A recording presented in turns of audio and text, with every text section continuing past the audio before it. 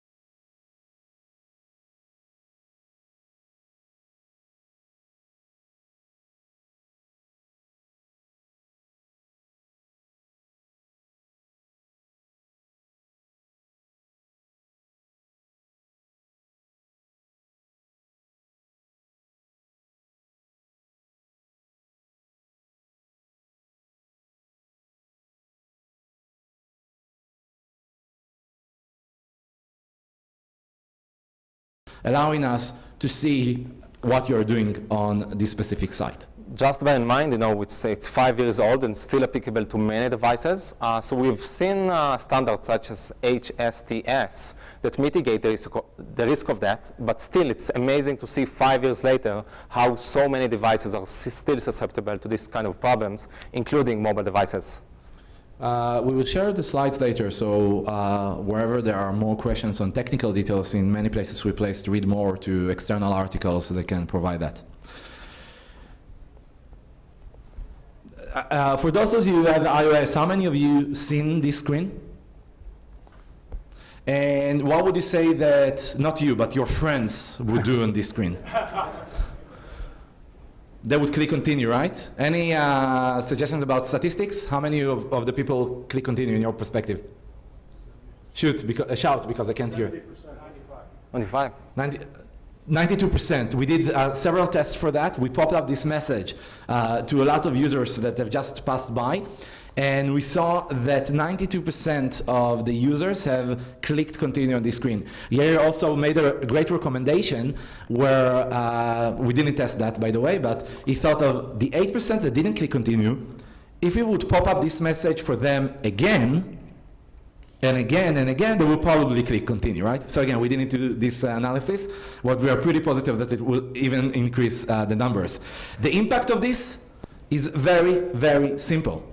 This screen actually says to me, hey, You're trying to interact with google.com in an encrypted manner. In many cases, this is launched by your Exchange mail application. And while the mail application wants to work in an encrypted manner, it sees that someone is doing something fishy to the traffic. They're decrypting the traffic and re-encrypting it with their own keys. And it alerts you about it. And the second you click continue, your email password is immediately leaked out to the person that performed the attack. They have now control over your entire Exchange traffic, which means in many organizations access to, it's the domain password, right? So all services created by the organization. And it also allows the attacker to control other services that you don't even use from the mobile devices, even services that doesn't need the same password. When you forget your password for Salesforce, you click, I forgot my password, and it sends you a verification, a reset link to the email. So taking control over your email takes control over your entire digital life. Last example that we have seen is someone that changed the contacts. Exchange is capable of changing some elements on your device. So it can change your contacts and see your meeting information, and etc. So one of the cases we saw is that someone caused Yair's number on your device not to direct to actual Yair's number, but rather to a proxy number that tunnels all the calls to Yair, allowing them to tap into your calls. And I think that the human factor is just an amazing problem, right? So, in this case, the operating system behaves okay. It identifies the problem, the invalid certificate, but still people fall for that. When I still remember when we presented in AppSecUSA, I met a very security-oriented colleague of mine, and while we were entering to the venue, I saw him looking at this dialogue and just clicking on continue, because like most of us, he wanted to work and live, and we don't always take the right security decision. And as you have seen in this case, the ramifications are pretty big. Last example, even older, the karma kind of attacks, they keep on coming in various constellations. The notion is that many devices, while they utilize auto-connect capabilities, sometimes for hidden networks and sometimes for any network, they just broadcast the name of the networks they're used to connect to. And there are many tools, including the widely purchasable Pineapple, that implement this kind of attacks. And the attack is very simple. Listen to broadcast names of SSIDs, and then just say, hi, that's me, connect to me. And by doing so, you can actually get a lot of devices to automatically connect to your bad network, and then apply a variety of network-based attacks on these devices. So we're still in the network-related field, and we're talking about mobile-specific design issues. So for this, we need to better understand the security mechanisms that were invented. So let's discuss iOS as an example. So iOS is considered to be a relatively secure platform. Many people think that if you're using iOS, you're not susceptible to attacks, right? And there are many good reasons for that. Apple has one store, all the applications are going through this store. There is heavy screening process that they are doing on various aspects, as well as malware and things like that. And sandboxing is pretty restricted, so you're not really allowed to do a lot of things through that channel. But we realized is that there are other vectors to access the device. And one of those vectors is configuration profiles. And configuration profiles are essentially XML files that anyone can create. And you can send them to any iOS device through email, SMS, website, an app, and etc. And those will configure elements on your device. Many groups are using them. IT are using them. MDM owners are using them. Sometimes apps are using them for legitimate reasons. And there are several interesting elements when comparing the profiles and the apps. First of all, there is no store. So Apple doesn't do any screening on them. They don't have any visibility to all the profiles that are going on in the wild. And profiles, their effect is over the entire device. It's not bound to a specific app. So as I expressed, we see a lot of relevant, good usages of this, but we also, about 2 years ago almost, we identified that these could be used for malicious purposes. And what we realized is that a malicious person can do a lot of things. One of them would be to install a proxy or VPN that will tunnel all of your traffic from now on to a remote server. as well as install root certificate, causing you to, allowing them to decrypt your encrypted traffic. And we created a good demonstration for that. So this is what we're going to do now. For those of you who want to participate, to get under attack, we will do it slowly. So we will not share anything without your permission on screen, and each time ask for your permission. And you can opt in to be attacked. Just to clarify, we are going to remove this demonstration from your devices 3 minutes from now. So for those of you that want to participate, please open your Safari. Close everything you did last night in Safari beforehand, please. And connect to attack.skycure.com. You will see a screen over there of free video streaming. All you need to do is download this profile. Sometimes we see complimentary Wi-Fi access. All you need to do is download this app or profile, and etc. Some technical issues. So Yair will also attack himself. And this can try to reshare the network. Yeah, just 1 second.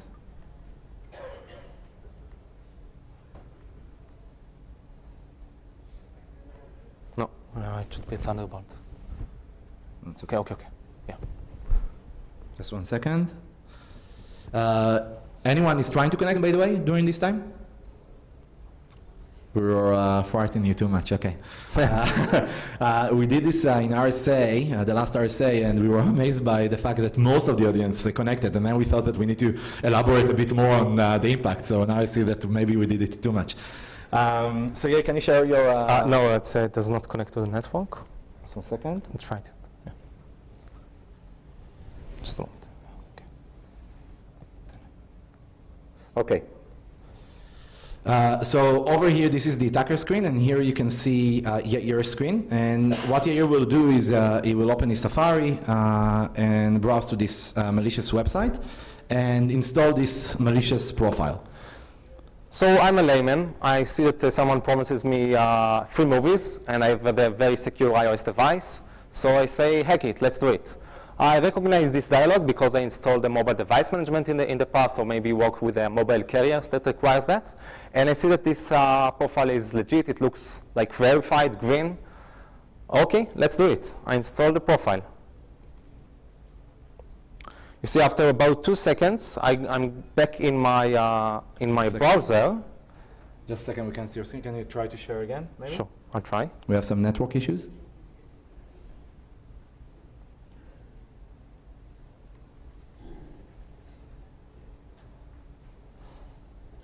Okay. So as Yair will try to reconnect his screen to me, I can see every action that he is doing. He's currently on YouTube. This is the free video streaming in practice. But Yair, can you search for some things in Google? As Yair types, all of his keystrokes get tunneled to the attacker machine. We actually leverage different ways in order to install a key logger here. We can actually control his device. So for example, he search for OWASP. I can, instead of that, send a command to type goodbye OWASP. And I'm taking control over Yair's keyboard and initiating the keystrokes from his device. So what actually happens is that I'm leveraging his credentials on the site. Whether it's a secure site or not, it doesn't matter. This allows attackers to leverage situations where the device gain access to some specific privileges. Two-factor authentication, biometrics, all of these kind of things cannot really help against these things. Obviously, I can direct him to any website I want, but it's much more than this, because over here I'm showing you the impact on the browser, which is very crucial because a lot of activity goes on the browser, but it's not enough, right? So the impact is also relates to any other app on the device. May I open? Maybe LinkedIn? LinkedIn, yeah. Okay. So I'm going to send a command to Yair's device to open the LinkedIn app. And you will see that the LinkedIn app gets opened on this device. He isn't touching his device at all. LinkedIn works in an encrypted manner, so all the traffic gets routed to our servers, but we have the root certificate. So we can decrypt this traffic. So what I'm going to do now is I'm going to try to connect to LinkedIn on Yair's behalf. And here I'm here. It's not really fair because this is actually Yair's laptop. We cleared the cache beforehand, but you get the point. If you want to be more excited about this kind of problem, Yair, if you can open your mail. Yeah, actually, I want to do and try something very fresh. First time we're trying it, so it might not work, but let's do it, okay? You're surprising me. Yeah. How many of you use Wells Fargo? Okay. They're raising their hands slowly. Yeah, I know. Oh, God. So, yeah. Okay, so two things just happened, okay? First of all, you can click on the blue, not the green one. And what we want you to do is actually... You didn't type your real... No, it's not my real password. But what you just saw is that I'm using the native, up-to-date version of Wells Fargo, typing my credentials, and yet the attacker, the remote attacker, by the way, it doesn't have to be by me. It can be on the other side of the ocean. It can easily see what I just typed, my credentials to the bank. In addition, in parallel, without me doing anything, my mail app, my native mail app, connected in the background to my exchange successfully. But during that time, the man in the middle, the attacker of the malicious profile attack, was able to actually see my username and full password. Can I click on the green one? No. Okay, so please remove the attack. Sure. Just to clarify, this is not a Wells Fargo disclosure. Yo. You know, all the apps that you can find, almost all the apps that you can find in the App Store are vulnerable to this, because essentially we're doing a very, very simple thing. Directing all of your traffic to us, and due to the root certificate, we are decrypting all of your encrypted traffic. And this is what we like about these kind of problems of the design. Please reset, sir. Reset. Yeah. So where do we find these malicious profiles? So first of all, there are these service providers that provide you with some kind of service, free video streaming, but there are also more services that actually provide some sort of service, but during this time they are decrypting all of your traffic. We see cases where we have complementary Wi-Fi access, as I mentioned before.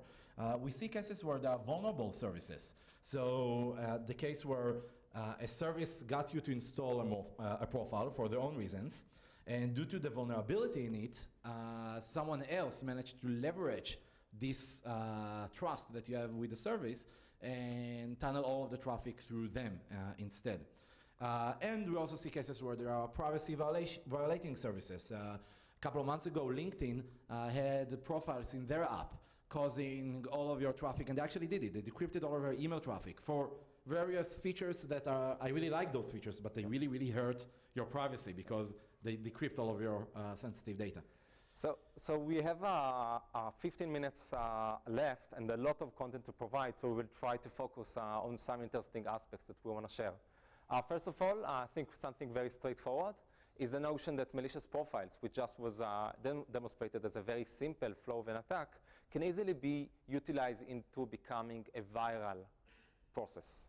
And the notion is that once I hack and penetrate and impersonate your Facebook, your LinkedIn, your mail, I can easily utilize the same mechanism to utilize the relations of trust between you and your colleagues to make these profiles propagate very effectively.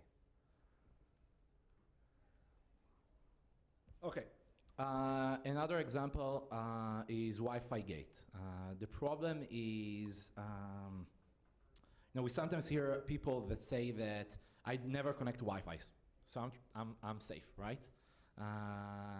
And then we can have the discussion of whether I can guess the Wi-Fi in their home, whether they're susceptible to problems like karma and etc. But if you took an out-of-the-box iPhone and just place your SIM card in it and never connect it to Wi-Fi, are you really safe against Wi-Fi related threats? And this is what we found out, that not. In practice, what happens is that the carriers have the ability to specify Wi-Fi settings on your device. In practice, in many cases, they are even pre-bundled with the iOS device. So because of these settings are the exact settings for all audience, I can look at them. And what we saw is that these settings also contain Wi-Fi credentials. Carriers want to do, sometimes they want to offload their traffic, they want to gain access, to give you access where places they don't have cell tower coverage.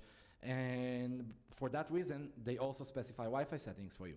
If I create a network in that name, your devices will automatically connect to my router, allowing me to perform all the attacks that we have listed before, without even touching the device.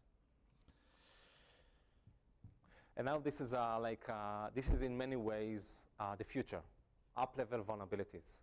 We've been discussing this for many years around web, and for the exact same reasons, where so many problems have evolved and made us a lot of work and money over the past decade, we expect this kind of problems to happen in mobile applications as well. We have millions of applications already available, and while the operating systems do become safer, mistakes, coding pitfalls of developers, I believe, will keep on happening. We can mitigate them, but we cannot completely eradicate them. What we chose to do today is just choose a few examples of application coding pitfalls. We actually have a lot of other examples, but let's use the time to share a few of them. Great. So, first of all, we still see this. Anyone don't understand what this slide is talking about? If you don't come next year. It's still happening. I don't know why. It's still happening, like for major apps. And it's like, you know, when we approach vendors that create, or companies that create apps with these kind of threats, and we notify them, we're feeling even uncomfortable telling them what's the problem here. So I hope that it's okay that I'm not discussing this even. And a more interesting element is certificate pinning. Essentially, you know, SSL was invented with a mechanism of signatures, right? So we have the root certificates, and they sign all the certificates that are being used when we interact with an SSL-enabled website.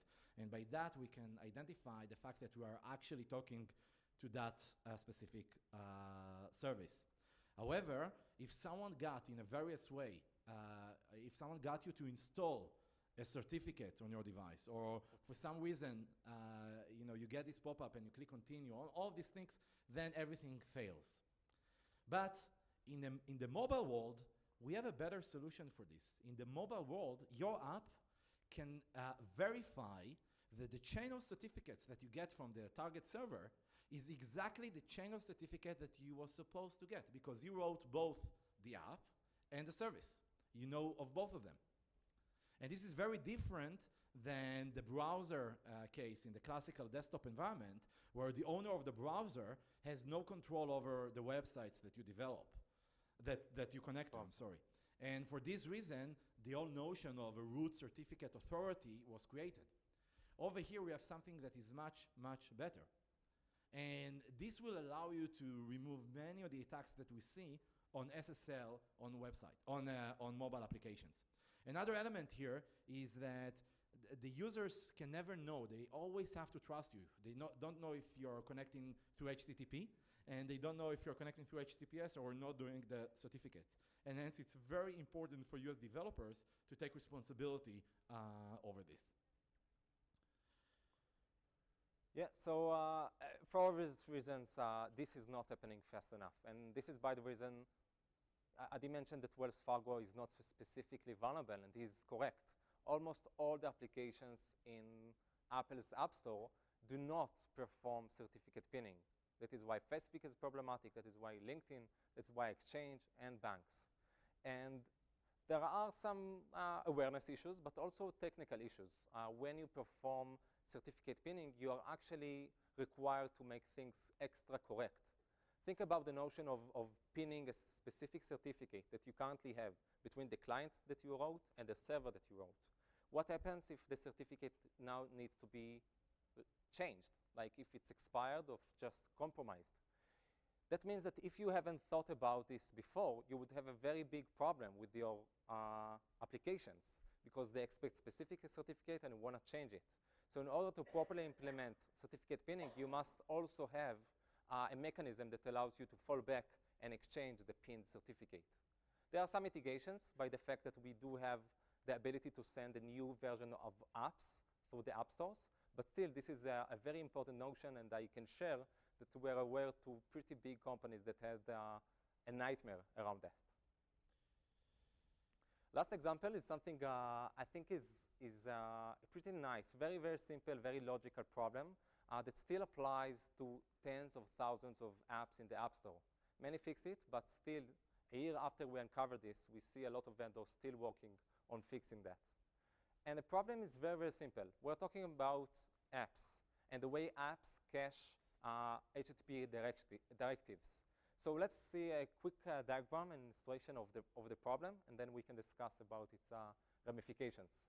So we have an app, we are users, we connect to a Wi-Fi network in a scenario of a man in the middle, okay? We use the app, but when the app starts sending requests, what the attacker has to do is very, very, very simple. He has to provide a 301 response redirecting to another URL. And 301 means persistent redirection, right?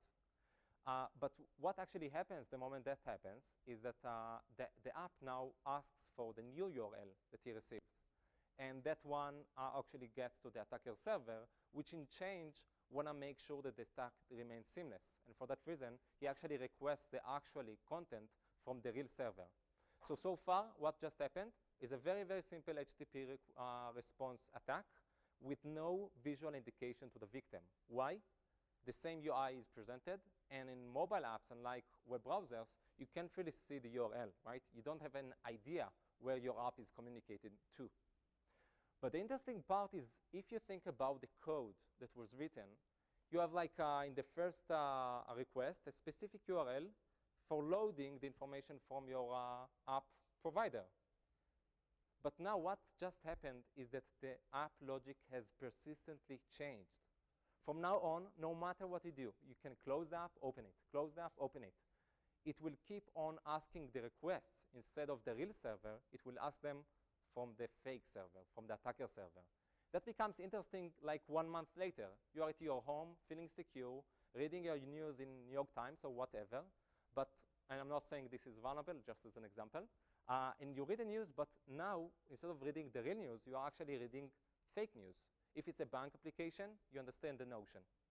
And that's for me, a good example of the problem of application security. When someone identifies a problem in the operating systems, that is terrible. But the moment a patch is available, the exposure goes down pretty fast. In application security, where you have a category of problems, think about cross-site scriptings, think about SQL injection, it just keeps on happening for a long period of time till being properly mitigated. So we need to speed up. Let's talk for a few minutes about mobile. And when try to look at the future, I always try to look at the past and see what happened in the past and try to deduct according to that. So 2011 was marked to be the year of Android malware. We've seen tons of Android malware on the Google Play, external stores, and etc. And in 2012, Google decided to fight that with features such as Bouncer that started to do scanning, similar to what iOS is doing. And they've been improving that ever since. In 2013, we hardly see any malware on the Google Play. All the reports that you will see are usually trying to confuse you around this. But in practice, 99% of the malware is from external stores. Recently, Google decided to fight that as well. So they've introduced features such as Verify Apps, which purpose is to identify and handle situations where malware apps are getting from external stores.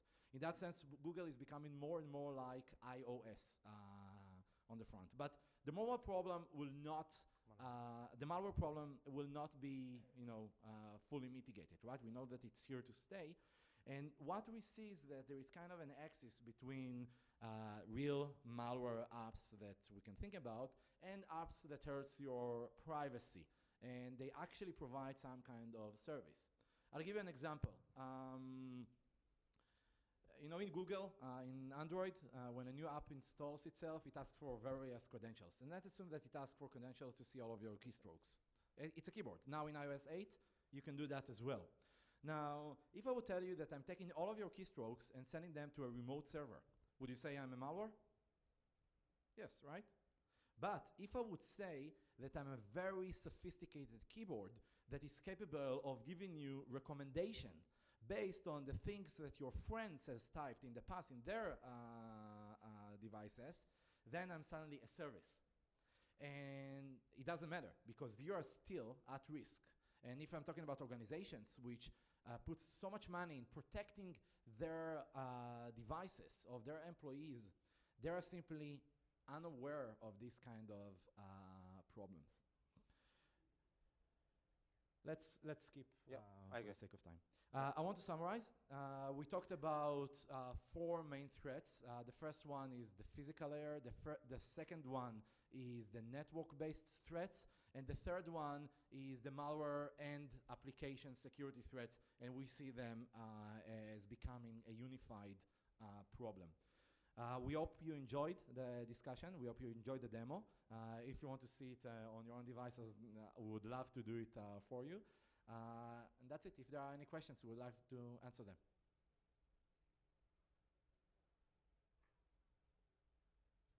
Thanks. Yes. Yeah. Has Apple addressed anything about signing on the profiles, or is that still going to be a state? The question was, has Apple addressed anything about signing the profiles? So there is a way, a mechanism to sign profiles. This mechanism does not go through Apple. So there are actually 2 mechanisms, but one of them doesn't go through Apple. And even the one that goes through Apple is not really a blocker for attackers because Apple gives you a certificate to sign your profile with your Apple certificate, but they don't see what's going on with these profiles later on. And we need to remember that there are many legitimate uses of profiles where the owner that created the profile doesn't really want to go through Apple. The simplest example is SSL decryption that is done by the organization. Some organizations are doing that, right? SSL inspection. SSL inspection. So they decrypt your traffic. They want to install certificate on your device. This is essentially a semi-profile that they install on the mobile devices. It doesn't have anything to do with Apple. But just to clarify, any of the discussion and examples that we provided is obviously fully synced with Google and Apple. In some extent, the beauty of these problems as security researchers is the fact that they are very hard to solve. For example, in 7.1, iOS 7.1, we actually found a way to create invisible, completely invisible profiles, both for the user and MDMs. But this wasn't an implementation problem. And for that reason, together with Apple, iOS 7.1 patched this vulnerability. But the more logical problem of configuration profile is something that is logically hard to solve. Any more questions? Yes. Any chance you're going to release the code for the mitm.skype.com or skype.com or the Yeah, so this is an attack, and as an attack, it can be used for malicious purposes. The whole reason we created this demonstration is to demonstrate in a very unique and appealing way the problem. By disclosing the code, we are pretty obvious that it will be used by malicious groups, and this is definitely not something that we want to do. We are focused on providing, in creating solutions that protect against attacks, not attacking it in any way. Yes. What are your thoughts on using public key cleaning versus certificate? Didn't hear, I'm sorry. Can you repeat the question? What are your thoughts on using public key cleaning instead of certificate cleaning? So you mean to... So the idea is not to make sure that the entire chain of certificate is the same, but just the top one? So the question was, when we discussed certificate pinning, we discussed the fact that we want to verify that the entire change of certificate as you expected to get was the one that you got in your app. And the question was whether it's enough just to sign the top, the root certificate that is used. This is, I believe it's not enough. And the reason is that we sometimes see cases where someone steals the root certificate, the private key of it, and we saw cases of that in the past few years. And then they will be able to perform their attacks. But the value of this is that if you change your certificate, you don't need to update the apps. So the answer is it's a scale. We're actually going to release a blog post discussing all of the ways to implement this, and that's a scale of security and flexibility. And this is certainly one of the options that we offer So it's viable in my perspective, less secure, but much more flexible. It's going back to the question of security. There is no secure, right? There is levels that you need to decide based on what your organization needs are. I think that we need to wrap up. Yeah. So we are here, so you can approach us, and we'd love to answer questions. Thank you very much. Thank you very much. Yair, Adi, thank you. You guys will be available for the rest of the session? Yeah. Sure. Okay, Yeah. great. And I also want to point out, by the way, that all speakers have a green badge. So if you see a green badge walking by all means, Shanghai them, ask them questions, Yeah. and continue the conversation. Thank you very much. Great presentation, guys. Thank you. Thanks. Awesome. Thanks. I'm sorry? Yeah, we'll put them on our website. Yeah. Thank you. I should like come in 1 to 2 weeks from now. 2 weeks, I think. Yeah, 2 weeks. Yeah, sure. Yeah. You can actually read a lot of other mobile security related covering there, so feel free to go. Thank you. Thank you so much.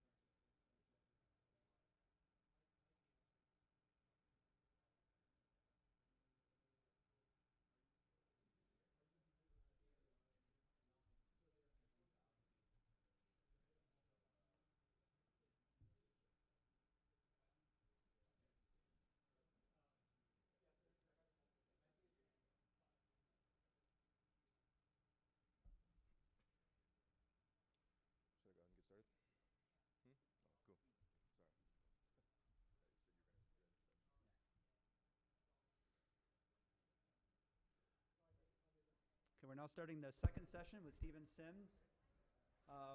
For any of you that have certain SANS accreditations, you may already know his work as an author on some of these packages, and his presentation is on use after free exploitation. Thanks. Cool. Thanks. All right, hello, and thanks for coming in. I know C++ it might be a little different than a lot of the talks here, but we love C++. It runs all of our browsers, our operating systems, all that stuff, right? Our drivers, our libraries, so much C and C++ still out there. So the talk I'm going to be doing is on use after free exploitation, and most of you should be well familiar with that term. The idea behind it is as objects are created and then they're deleted, if they're deleted prematurely, what happens if someone goes to reference it? So it's a big topic. It's like the de facto exploitation technique against browsers and big applications like Adobe Reader and others, because it's once you find them, it's relatively easy to determine if it's exploitable. And if it's exploitable, you can make a lot of money off of it. So for example, I'm just throwing some random numbers out there that I've experienced or peers of mine have experienced, where you could quickly make $10,000 to $25,000 from a single use after free trigger, depending if it affects IE 8, 9, 10, 11, or Chrome or some other browser out there. Each one has a price tag, especially depending on what you can do with that particular bug. If you can get remote code execution on a browser, it can be worth a lot of money. If you can come up with some new novel technique to do things like bypassing exploit mitigations, like ASLR you may have heard of, then it can be worth up into the six figures. So I know a lot of people who have been making six figures every year on this type of attack for years now. Microsoft has done a lot of work recently. You may have seen the Patch Tuesday in June and July that they tried to put some more exploit mitigations in to remediate this issue. But anytime you do an exploit mitigation, you're typically treating the symptoms and not the root cause. So the root cause, the bug in the code, is still there. So that's kind of what we're going to talk about here. Just real quick, I teach for the SANS Institute for quite a while now, and I'm also an author on advanced exploitation and advanced pen testing courses are the ones that I do. I live out in San Francisco as a consultant. And I joined this new site called Twitter a few months ago. I finally decided to join, so I'm up there now. Don't have many friends yet, but memory, freed memory, is later referenced. You may have heard the term dangling pointer or wild pointers. They have different meanings depending on who you ask.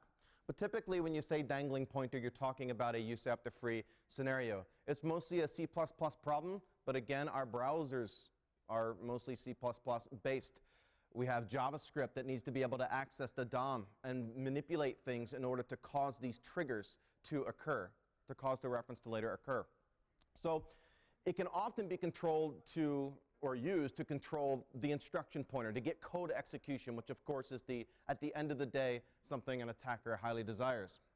So it's been very, very lucrative. I've given examples of the kind of money that you can make off of it. It does require a good understanding of HTML, DOM, JavaScript, and of course some C++. So let's talk a little bit about it. I've got some diagrams. I'm going to do some presentations. I'm one of those crazy people that likes to go and test the demo gods all the time, and I get in lots of fights with them, so we'll see how it goes.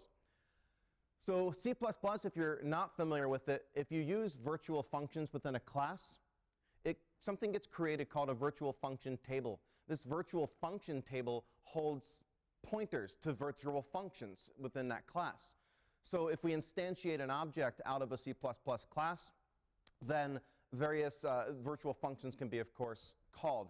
The way that works is the first double word, so 32 bits, or quad word, 64 bits, depending if it's a 32-bit browser or 64-bit browser, in that instantiated object is a virtual pointer. The virtual pointer is a hidden class member that's created at compile time. So every object that gets instantiated out of the class is given this virtual pointer as the first double or quad word.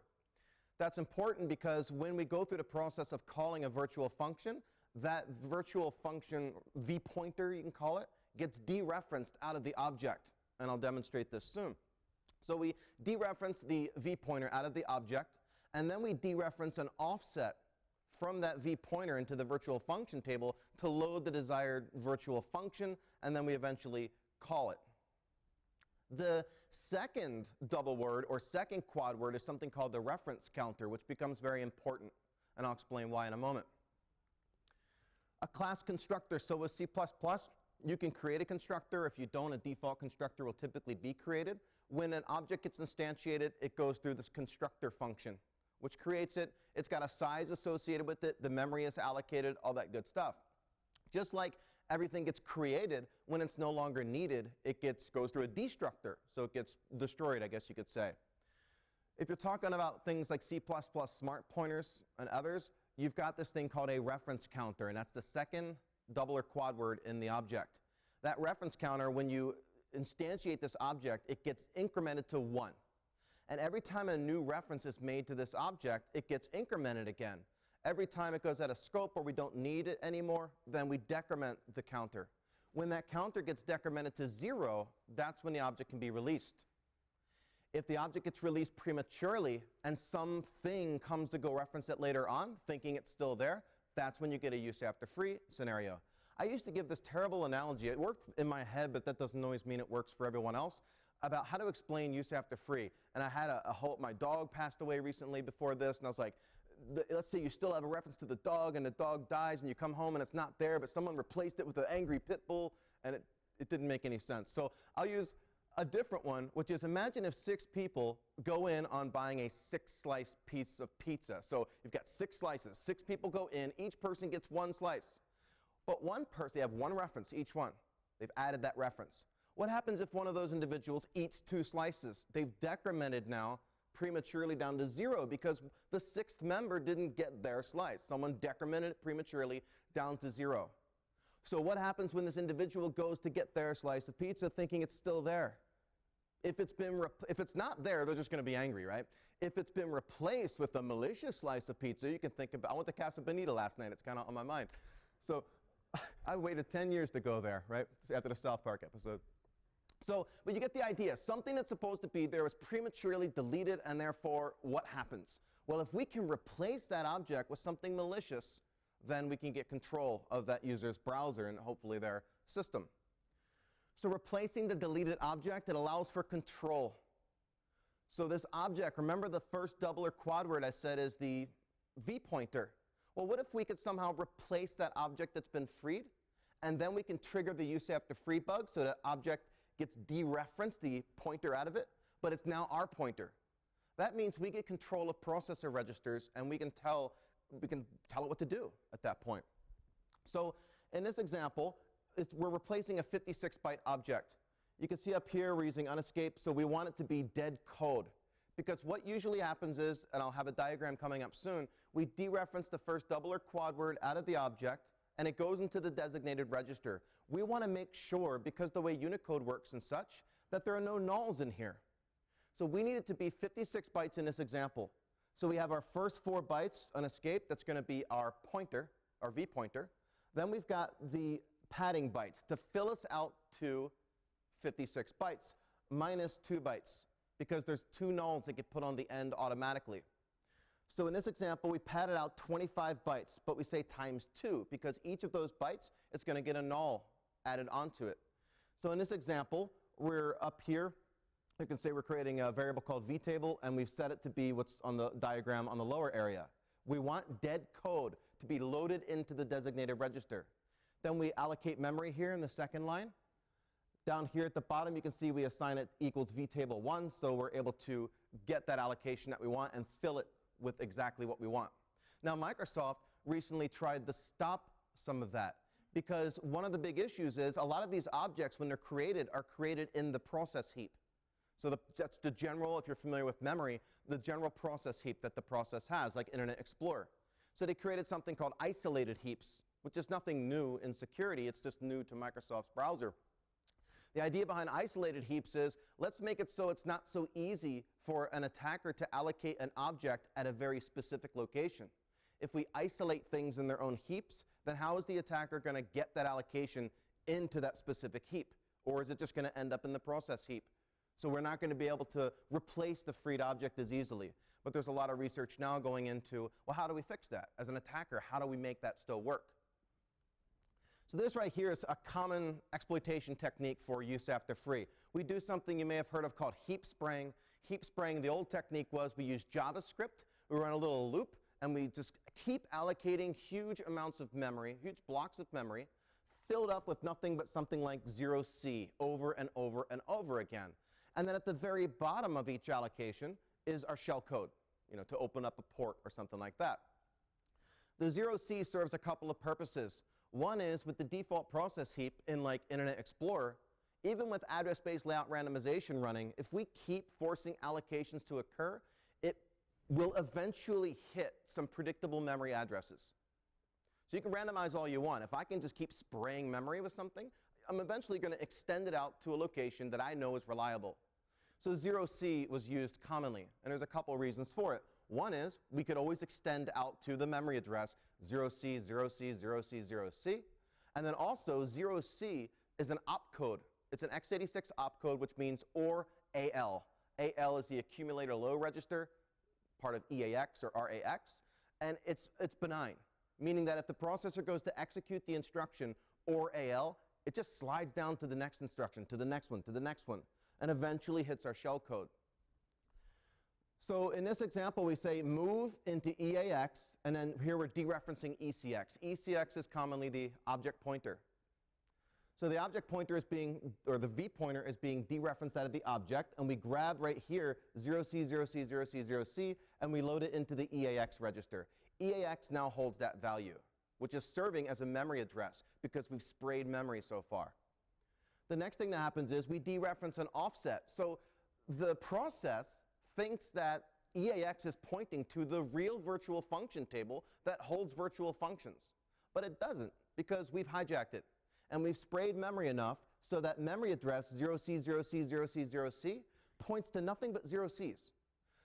So what this means is, right there you see EAX plus 30 hex. That's an offset from the virtual function table's 0 position to the desired virtual function. But as you can see, what if we said EAX plus 0, EAX plus 4, or plus 4, plus 8, plus 12, plus 16, plus 20? It doesn't matter where the dereference occurs, what offset it occurs at, because it's always going to load 0C, 0C, 0C, 0C into the designated register, which in this case is EDX. So now EDX holds that address. The next thing that happens, and you'll see this in a demonstration soon, is we see the instruction call EDX. Whatever address has been loaded into EDX, which is supposed to be the virtual function, is now 0Cs. So we call it, meaning the instruction pointer jumps to this location and starts executing 0C, 0C, 0C, and slides all the way down, and we get control that way. So that would be taking it from a trigger to actual code execution. So some things we need to do. We need to prepare the heap. That's often done by a heap spraying. In modern versions, we can do something called the DOM element property spray, which is something that Corland Coder or Peter van Ickhout had coined the term of. There's also ways that you can create very specific size objects. I mean, there's many different ways we can do it, and I'm going to explain a couple. But we need to prepare the heap somehow. We need to cause the object to get deleted prematurely. So however we found it through fuzzing or whatever, we found this condition. We need to force that object to get deleted prematurely. So that way we can replace it. Once we've replaced the object successfully, we can then trigger that UAF bug. That means the person who wants that slice of pizza goes to get it at that point, and it's been replaced with a malicious one. So how do we get from a browser crash, because you've seen it before where a browser just crashes and says, sorry for the inconvenience, we're going to restart. It's easy when you talk about things like stack buffer overflows. I mean, those are like, you can see things very clearly in the processor registers that allow you to determine if it's exploitable. Something that has to do with the heap, like a use after free bug, it's not so obvious when it crashes. If you are debugging, you've got your post-mortem debugger or whatever it is set up, what you see is not necessarily that helpful. So we're going to talk about some quick ways you can determine if it is a use after free bug and how to know if it's exploitable, because that's what's going to get you, of course, the money. So real quickly, before we go into the demonstration, I'm going to go over to IDA. So how many of you used IDA Pro before? It's a disassembler. Awesome. So it's a disassembler that many of you have at least heard of. It's a fantastic tool for producing what's called dead listings. It takes a compiled object and it disassembles it, producing a dead listing. It's called a dead listing because it's not actively running like in a debugger. So what you see up on the screen, and I'm going to zoom in when appropriate. I don't expect you to read that. Over on the far left, that's the function window. It's all the functions within that particular file. Right now, it's mshtml.dll, one of the largest DLLs in your system, and heavily used by, of course, browser. So in the middle here, just to make it fast, I used a tool that was acquired by Google called Zynamics BinDiff. So Zynamics was acquired a couple of years back by Google, of course. They buy everything. There was that funny article I saw on LinkedIn. I always think of it when I'm doing lectures like this. And it said something to the effect of, the developers that work at your organization are there because Google didn't want them. It's like, oh, ouch, okay. But they buy everything that's cool, right? So they bought Zynamics, which is fantastic. They make fantastic products. One of them is BinDiff. BinDiff is a binary diffing tool. What it does is allows you to take a before and then after and diff it. So we're all familiar with diffing tools, but this one's special, and there are free ones as well besides BinDiff. BinDiff's just very good. That takes each function and it does a comparison against them. It identifies the blocks inside each function and tells you where code changes were made at the assembly level. So therefore, it allows you to, let's say Patch Tuesday comes out, you can take the most recent version of a DLL or a driver or whatever, and you can diff it against the one that just came out in the patch. What you should see is very few changes, hopefully, that pertain to the fixes in the code. This is called a one-day exploit or one-day attack, because 0 day is when we've discovered something through fuzzing or whatever, and no one else in the world knows about it that we know of. And we can either use it for profit, we can sell it, we can disclose it responsibly, whatever we want, but no one else knows about it. One-day exploit typically comes in where a vulnerability is privately disclosed to Microsoft or Oracle or wherever, and the security researcher who disclosed it gives the vendor a chance to fix it. It gets fixed, the patch is available, but no technical details are ever disclosed, typically. When that's the case, it becomes lucrative for an attacker or a researcher to do a diff against these files. Because if I can, in 1 or 2 days after the patch comes out, identify the fix and write an exploit to trigger it, then that means people who don't patch right away are going to be vulnerable still. And I don't know about you, but in my experience as a pen tester, not many organizations patch the day the patches come out. Some take a week, 2 weeks, a month, or more.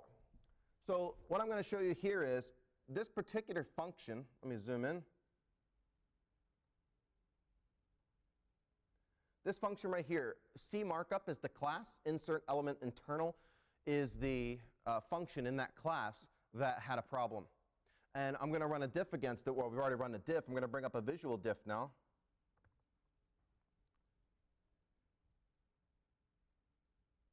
What this is going to do is produce a graphical layout of the function side by side. So that's the function side by side, and all those squares or rectangles are blocks. There's a block within that particular function. Blocks typically have something like a conditional branch or jump at the end of them, some kind of unique entry. So the blue ones are identical on both sides, and where you see things like yellow or that purplish bluish color, that means there's code changes there. It might mean that the block didn't exist on the other side at all, or it might mean that code inside that block has changed. So of course, that's where we want to zoom in on. So I'm going to show you real quickly, because obviously we only have a little bit of time here, the bug that got patched in this one.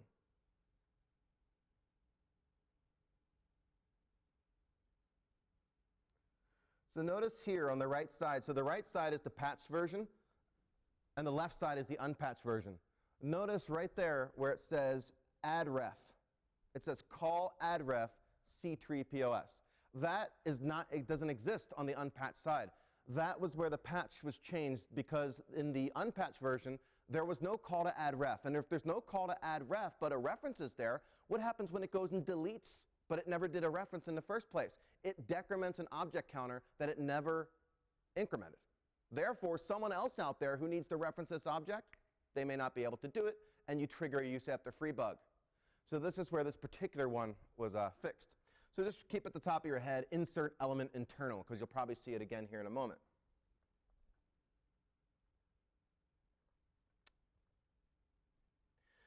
So I'm going to go in first. This is Internet Explorer 8, and then I'll do an example or demonstration on 10. I just saw an article the other day that said Internet Explorer 8 is still the most commonly used browser in corporate America. And that's crazy. Internet Explorer 8, it's old. but it's still there in a lot of places. So what I'm going to do, I've got a postmortem debugger set up, which means WinDebug will catch any exceptions that get thrown if a browser goes to crash. So I'm going to double click on this thing called MS13038 trigger. This particular bug was the one that came out last year that affected the Department of Labor website. You may remember it. FireEye discovered it being used in the wild. They didn't discover the bug. They discovered that it was being used. So it got discovered. It was sitting there on a web page in Department of Labor. So anybody who visits it using Internet Explorer 8 is compromised. All you have to do is view the page, and code execution occurs, which is, of course, kind of scary. So I'm going to double click on this, and it crashes. So there's my postmortem debugger that came up, and I'll zoom in here. What you can see up here is that the instruction pointer is pointing to question marks. It's kind of like Scooby-Doo. There's nothing there. So what is it going to do? The instruction pointer went to execute code at something that has no code there. It's not mapped. The virtual to physical mapping does not exist. So just by looking at this, I mean, you can look at the various registers, EAX, the accumulator registers, the count register. I don't see anything obvious. It's not like when we cram a bunch of A's into something and we see a bunch of 41, 41, 41, 41 show up everywhere. We don't see very much. The tool that you typically want to use at this point is something called page heap, which comes with gflags tool that's part of Visual Studio, or the debugging package. So page heap, what that's going to do, we're going to turn it on, and normally a page of memory, if you're familiar, is a 4K. One page of memory is 4 kilobytes. So normally there is many different allocations within that page of memory that's been allocated. Right? We're talking about a physical page of physical memory, and then we've got a bunch of allocations that occur that eat up portions of that page. If we gave every single allocation that came in through a browser, for example, just create this HTML object, and we gave each one of it 4 kilobytes, that would be a waste of space, a waste of resources. But what page heap does is it gives every single allocation its own page of memory. That allows it to have much more control of doing things like setting up special patterns, prefixes, suffixes, and it lets you know if there's any corruption on the heap with your application or an application that you're testing. So that's very useful to us, because normally we can't see very much just by doing this. So I'm going to go turn on page heap and watch what shows up when we hit the postmortem debugger this time. So I'm going to drop out of magnifier so I can actually see what I'm doing here.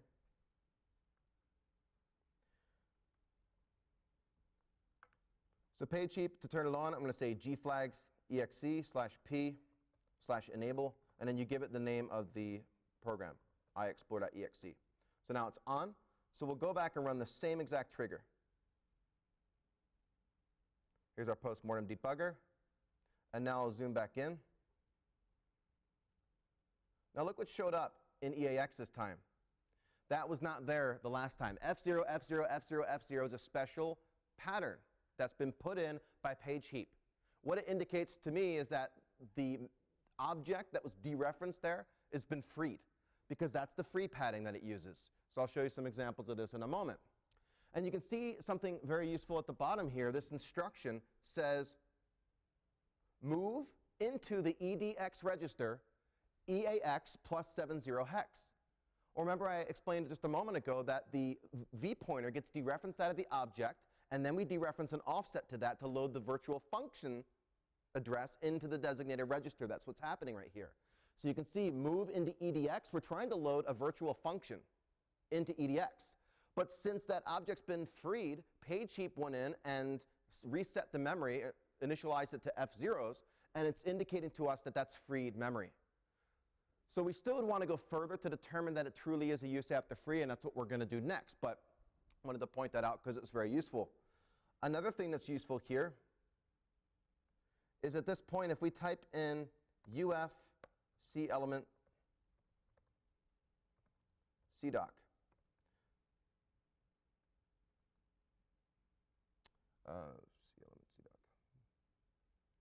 C element doc, sorry.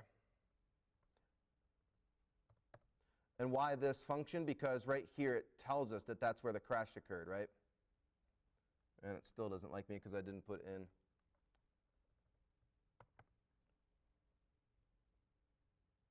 So here we see the dereference for the virtual function that we just crashed at. So this is exactly where we just crashed here. Just before that, you can see this was going to ECX, dereferencing the V pointer, and loading it into EAX, and then you see the call. So it's exactly what I showed you on the diagram just a moment ago. It's what's occurring here. So if we go in and say, bang, keep minus P minus A, ECX. ECX is the object. What this shows us are interesting things like the call chain to where this object was deleted at. Right down here you can see C generic element, scalar deleting destructor. There's scalar, singular, and vector, plural, deleting destructors that the compiler, Visual Studio, will create. So we see that C generic element is what's responsible for destroying this object. So therefore, where there is an end, there must have been a beginning. We're going to go in IDA real quickly and look at that class to see if we can find the whatever created this object to begin with. So we'll jump out of here back to IDA. And we're going to go to C generic element to that class.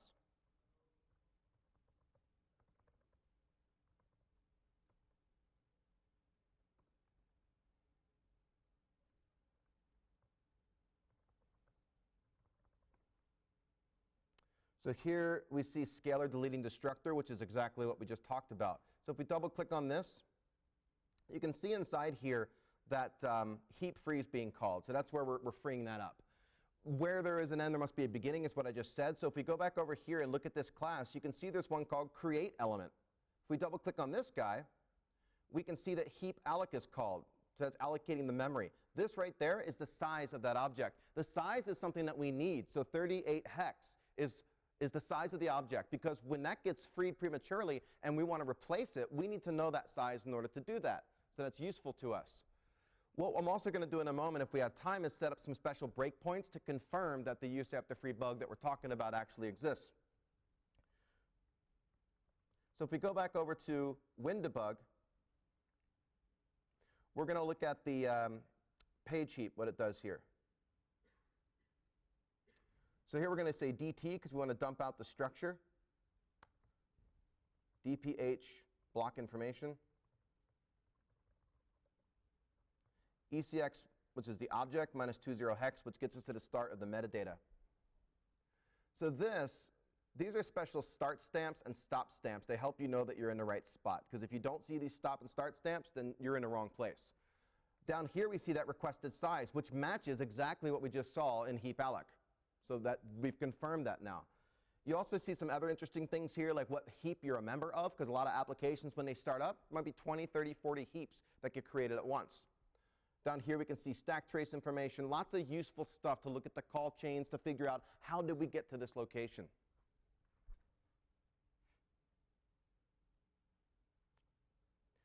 So now that we've confirmed that, I want to show you, let me see the time real quick. I want to show you real quickly how you confirm that it is the object that we're referring to, that use after free bug actually exists. So to do that, I'm going to cheat so I don't have to type the whole thing out.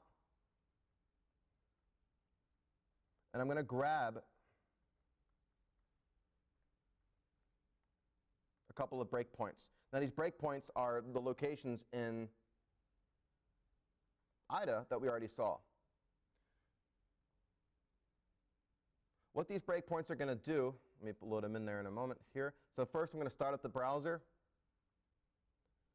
That's loaded up. Now I'm going to go up and attach to it. Instead of waiting for post-mortem, I want to see some things that happen during the process. So we're going to attach to sysfader.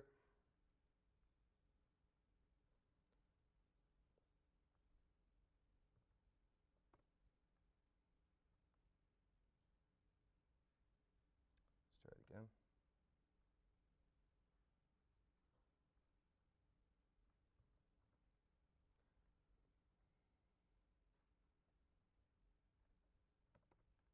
Well, let's see if it lets us do it. So I'm going to go ahead and let it run.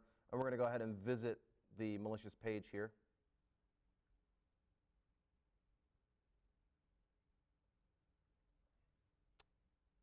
The browser's crashing already. It didn't even do anything.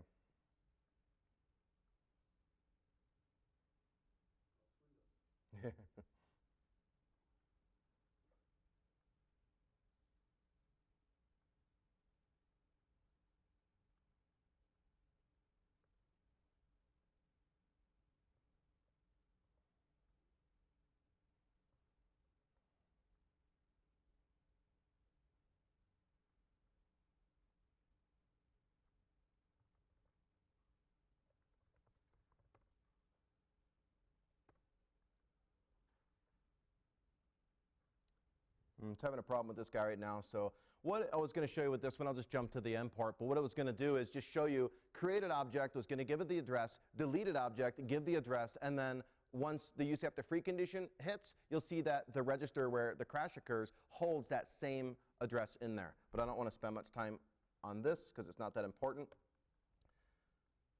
This right here, if we bring up the actual code for EIP control, or actually EAX control, this is the JavaScript, the actual trigger information in here. So this part right here is what's causing the use after free bug to get triggered. Down here, this is where I'm creating that object we saw earlier. So I'm creating an object that's 56 bytes in size because that's what we talked about a little bit more. That is going to show us that dead code, DEADC0DE, which is right here, is going to get dereferenced out of the object and find itself into ECX or EAX. We'll see. So when we run this, postmortem will kick in.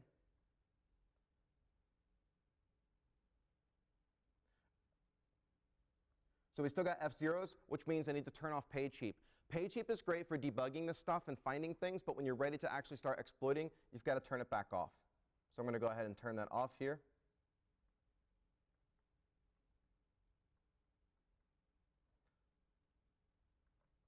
So we'll change it from enable to disable.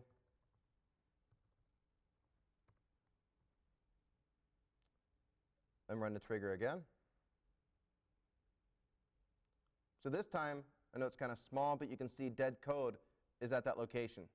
That means that we successfully replaced the object so that when the use after free bug got triggered, that it dereferenced our malicious object. And that's what we want. What we would typically do now, I don't have time to go through all this, but this gets into more of the exploitation stuff, is that we'd have to spray the heap or do something to treat the heap where we point EAX to a predictable location that we have control of. And we'd put in there at the appropriate offset something called a stack pivot gadget. A gadget is something with return-oriented programming. If you're familiar, we need a stack pivot. We need to take the stack pointer away from the stack and swap it with EAX.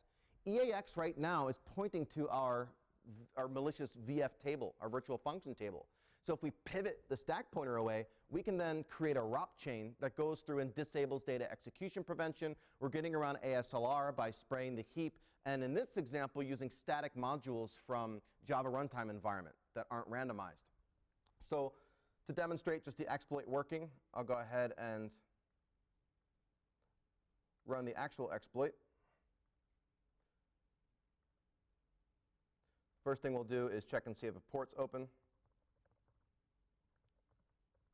So it's a 4444 is what the shell code will open. You can see it's not open right now. But if we double click on the exploit, which includes the heap spray,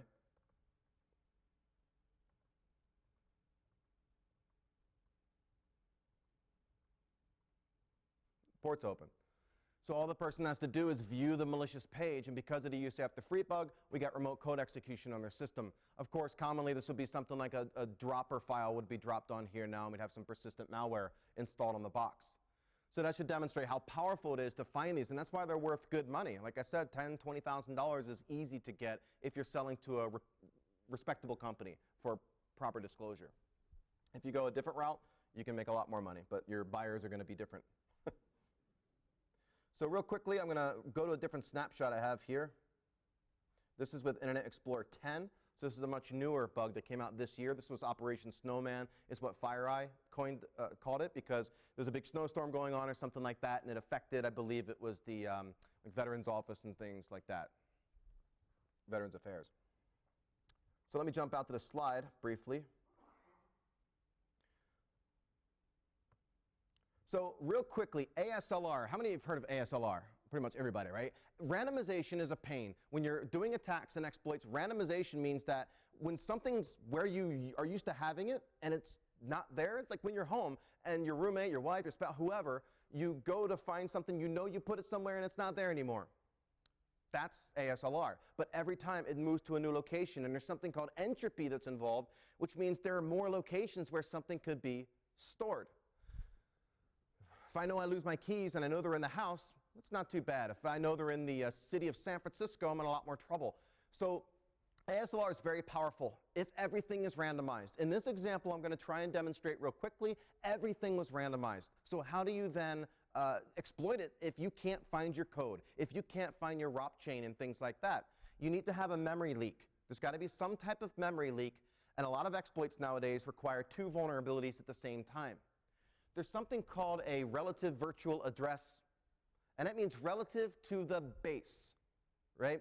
If I am a silly example, if I start at offset 0 at the bottom of my feet and I say at +1 foot is my knee, I know I may be standing at different locations all the time, but I still know, as long as I know where I'm standing, that +1 foot is where my knee is going to be. Again, silly example, but that's the idea behind this. If we can leak out memory that shows us the base address of where a DLL has been rebased to, then we can use those relative virtual address offsets to populate our return-oriented programming chain, our gadgets. So that's the idea behind it. And this just shows a quick example where we leak out something. This address leaks out, 66FE2104. We can assume or infer that 66FE is the handle, the way that Microsoft rebases things. So 2104 is the RVA, the relative virtual address offset. So we can subtract 2104 from the full linear address, and we get the handle. Now that we've got the base address, the handle, we can auto-populate our ROP gadget locations. So this one, 2014-0322, is a CVE, a newer bug. One of the cool things it did was it checks to see whether or not EMIT is being used, the Enhanced Mitigation Experience Toolkit. It goes to check a path using JavaScript and such to see whether or not a library is there. If that library is there, the exploit knows that you're using EMIT and that it won't be effective, so it doesn't try to exploit you. Pretty neat. EMIT can be bypassed, of course. You may have seen research by folks like Jared DeMott and others who were able to successfully get around the 5 or 6 ROP protections, runtime protections that Microsoft put in with EMIT. So this is an interesting one because we have to do a spray again, a heap spray. I talked about this, just constant allocations. And if you heard of Chris Valasek, he did a great presentation on IE 9, 10, and 11 string allocations to talk about how JavaScript with JScript 9.dll changed the way the allocations occur to be much more efficient. So instead of wasting resources with substrings and concatenations and such, let's just update some pointers. But there are other ways that you can get these allocations. In this example, we're using Flash. So a Flash module written in ActionScript compiled, and inside that ActionScript, it sprays by creating a bunch of objects, memory. It sprays to heap. Again, getting us to a predictable location. This one's neat because normally the array length or the vector length is very small, giving the ActionScript limited access to memory. But the use after free bug in this one is used to overwrite a byte at this location, changing its size from something very small to something very large. Now that the ActionScript has access to more memory, it parses through looking for string matches to find the base address of Flash, and then auto-populates the ROP gadgets and does all that stuff on the fly. So that's where stuff gets really cool. I mean, again, ASLR is completely bypassed through this technique. So let me do a quick demonstration. I know I have a few minutes left here. To do this one, I got to go over to my Kali Linux box and set up a little web server.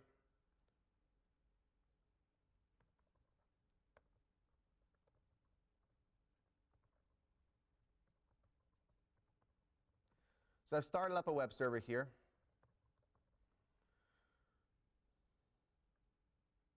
And from this guy, I'm going to bring up the browser. And just to show you, it's Internet Explorer 10 right there.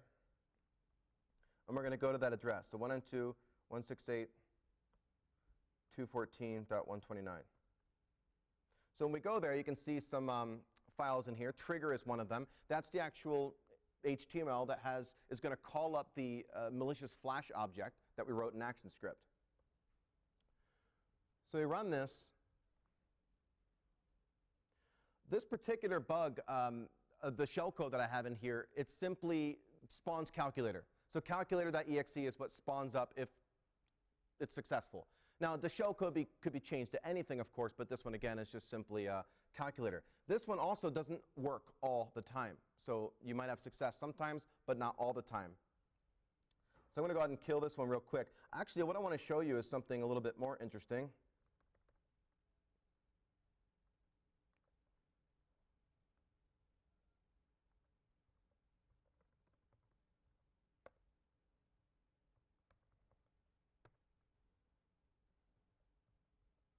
See if we get this guy to work.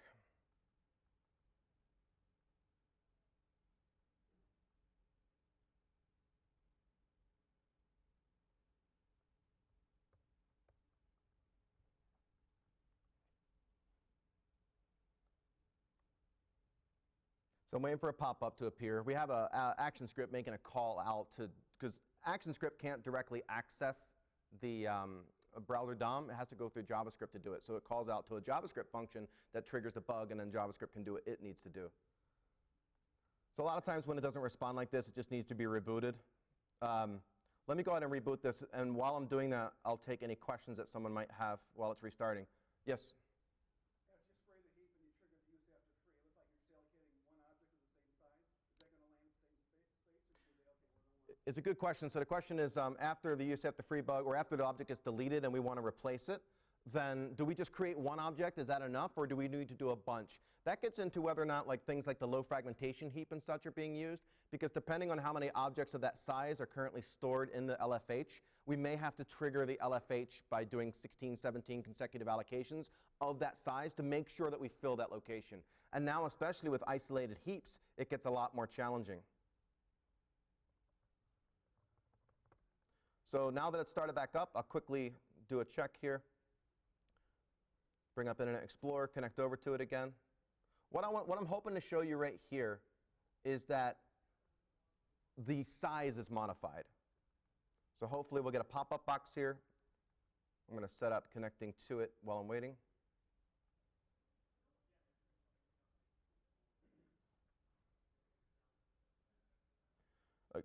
Again, these guys are hit or miss here.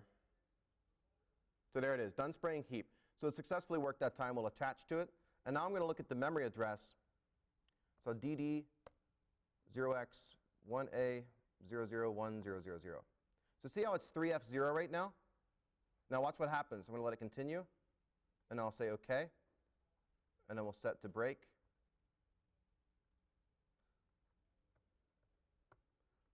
Well, it's still spraying the heap there. I should have let it continue. So let me let it go for a little bit longer.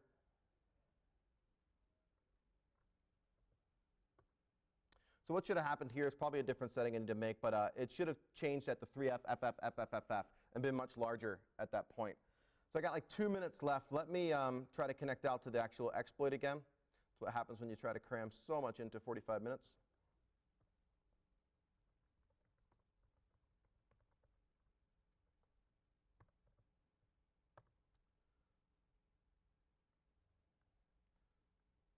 So now I'm going to connect back across. And this should be the exploit that spawns up the calculator if it's successful.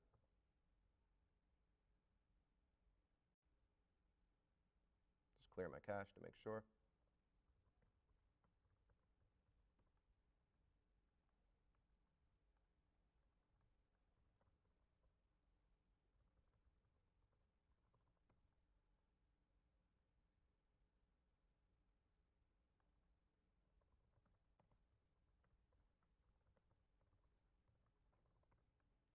So we'll click on the trigger, see what happens.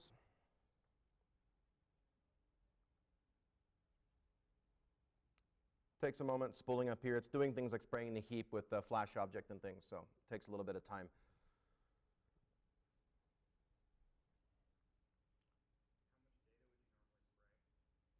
So how much data would you normally spray? It depends. I mean, you can get precision allocations. If you can specify the location where you want the sprays to occur, then you can be much smaller. But a lot of times it's going to be tens of hundreds of megabytes sometimes. But it happens usually very quickly. So this guy hasn't called the little button that I wanted to see. Like I said, it doesn't work all the time. I'll attach to it though real quickly and see if that size was changed.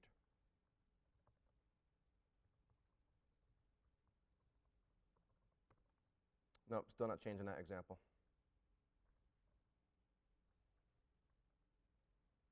So last attempt, and then we'll call it but I'll be around. I can happily demonstrate it more off the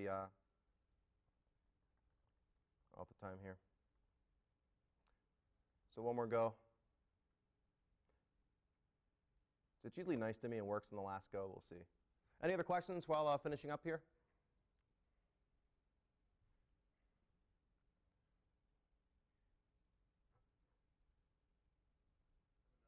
Yep. Do you always try to overwrite the object and take control of the v pointer, or do you sometimes just try to find a way to overwrite the old v table? Yeah, so the question is, do you always overwrite the object, replace the object, or can you sometimes overwrite the virtual function table and do it that way? There have been attacks that do that. It's less likely the ways that things are reordered and placed in memory. It's less likely that you'll be able to do that. But like there was an old example called Internet Exploiter that did exactly that, and it's possible. All right, so it doesn't want to seem to be nice. So any other questions? If not, then enjoy the rest of the conference, and I'll be around if you want to ask any questions or see anything. Yep. Touched on the new mitigations Microsoft did. Yep. What are your thoughts about it? Right, so question about the mitigations again. They added two. One was isolated heaps, which I kind of explained. If you can find out a way to get object allocations in the heap that's affected. So what you'll see sometimes, and I wrote some IDA scripts that do this, go through and determine what objects are going to go in an isolated heaps versus which ones are in the process heap. If it's still in the process heap, you're fine. If it's in an isolated heap, then you need to do more research to determine if you can force an allocation of an object in the desired heap, and then you'll still win. So it's harder, but it's not impossible. The other big protection they added was called protected free. And protected free goes and says, well, usually people call JavaScript garbage collector to come in and just give the memory back to the heap right away. But this kind of lets it trickle out a little slower, and it says, let's not give it back right away, because that'll hurt people doing use after free attacks. So you can do we've figured out some ways to hit the threshold that makes it release it right away. So there are ways to do it. It's just more targeted now. All right, so again, if you want to see this, I'm happy to sit down with you and show you a little bit more. Didn't get the calculator on the screen, sorry. But thanks for coming. I appreciate it. Enjoy the rest of the conference. Thanks, Steve. I'd like to just give the floor back to you in a moment. I just want to get some presentations. So now we're breaking. We'll come back here after lunch. There are a few activities that are open during the lunch period time. Lunch is served back in the exhibitor area, which is off in this direction. And Steve, if you're available, we can, this is now an open period here, to answer questions here and keep everything up on the screen if there's anybody who wants to monitor. So.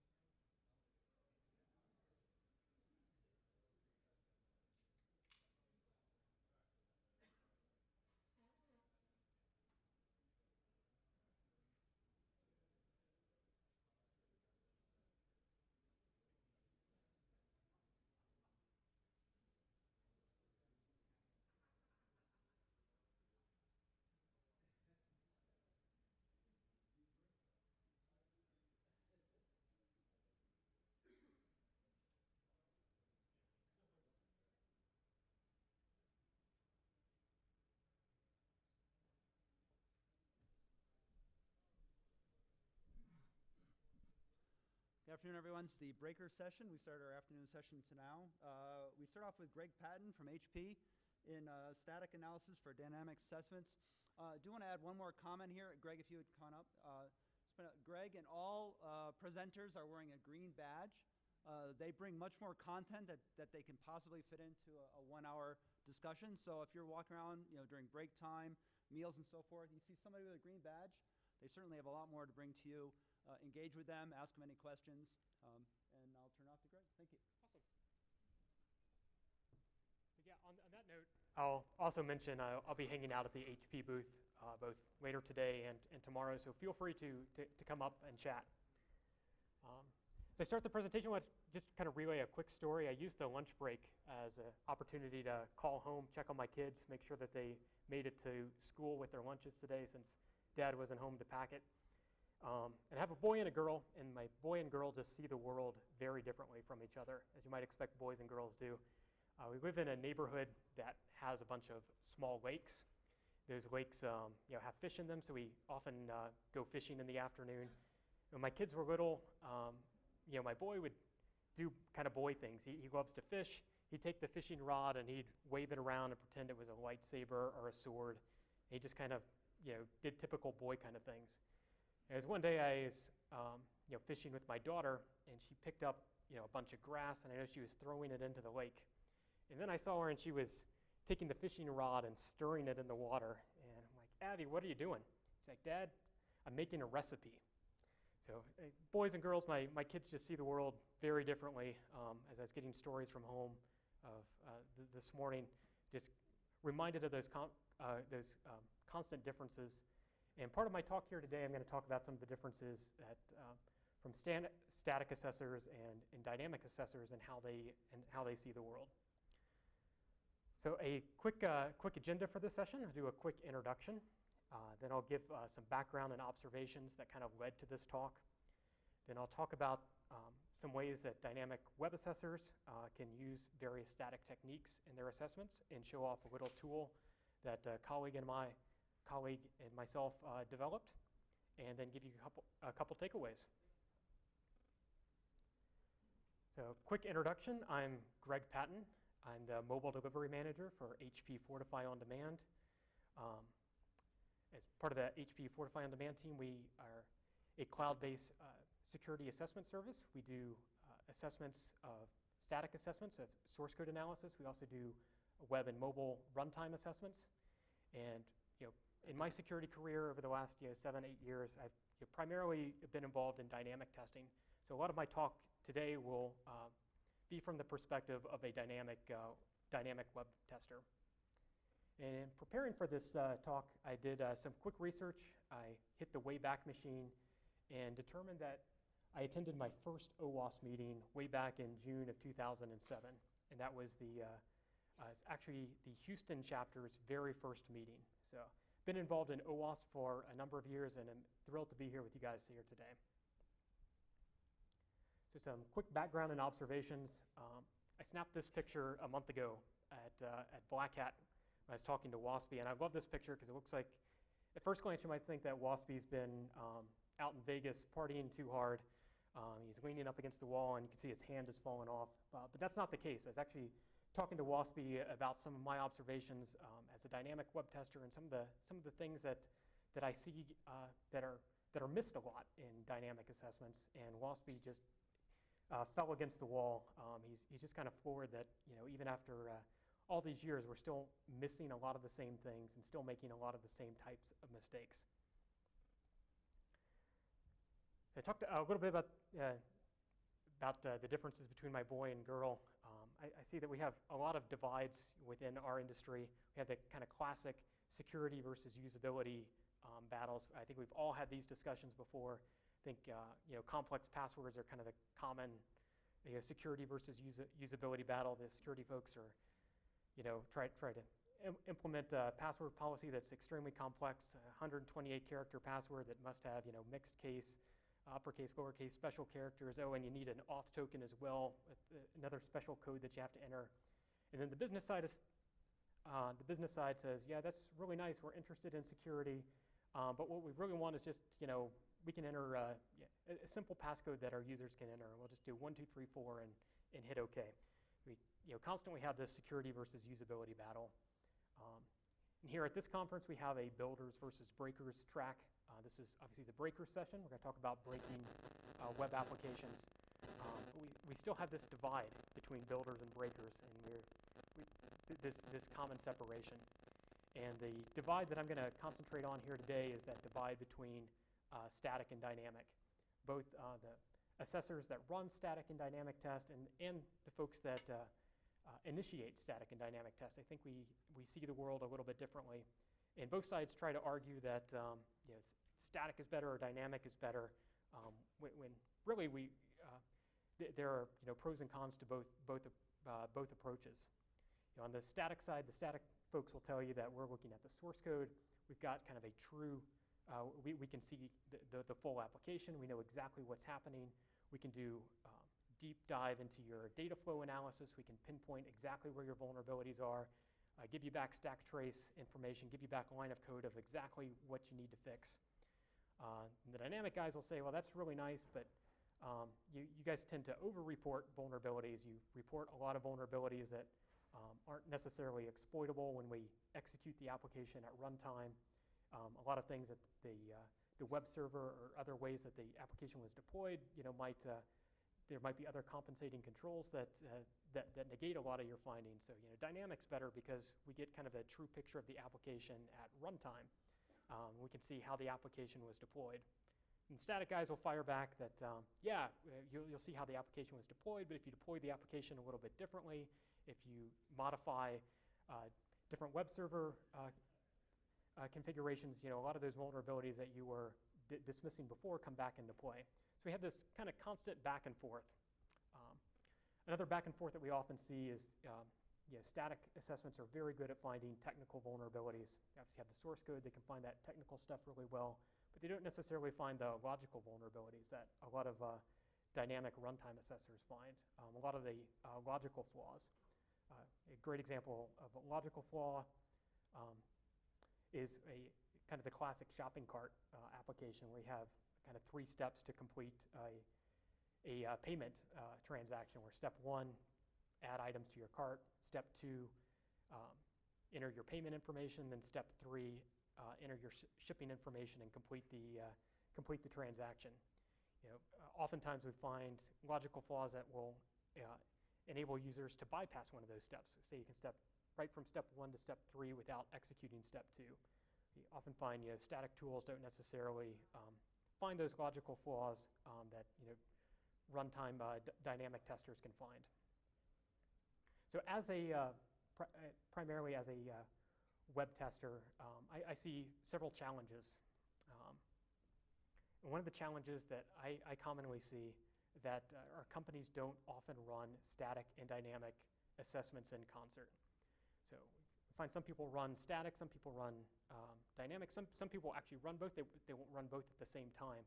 So we very rarely see people that execute security assessments that take into account both static source code and runtime analysis at the same time, where one team, one group of testers has that kind of 360-degree view of all that's happening with the application.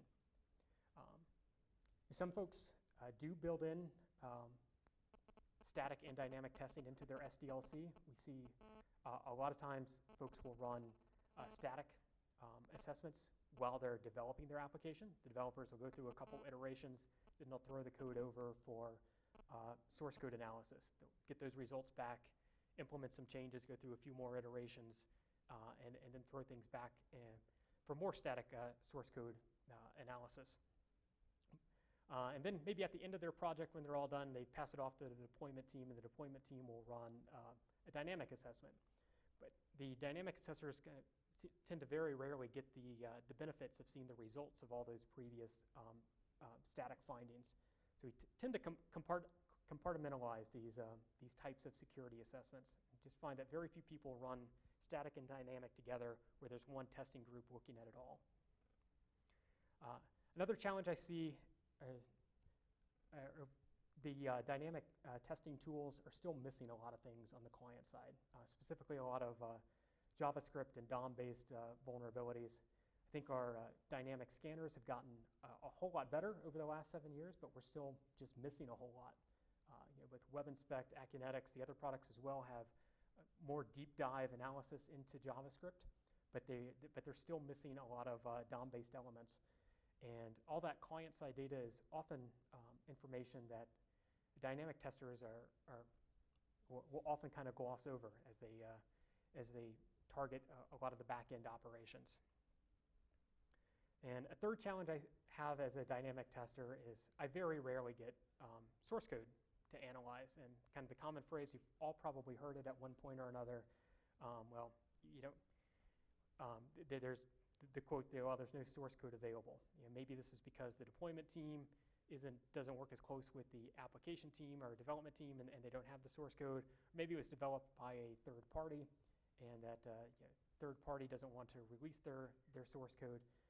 Whatever the case, it seems that dynamic testers very rarely receive source code for analyzing.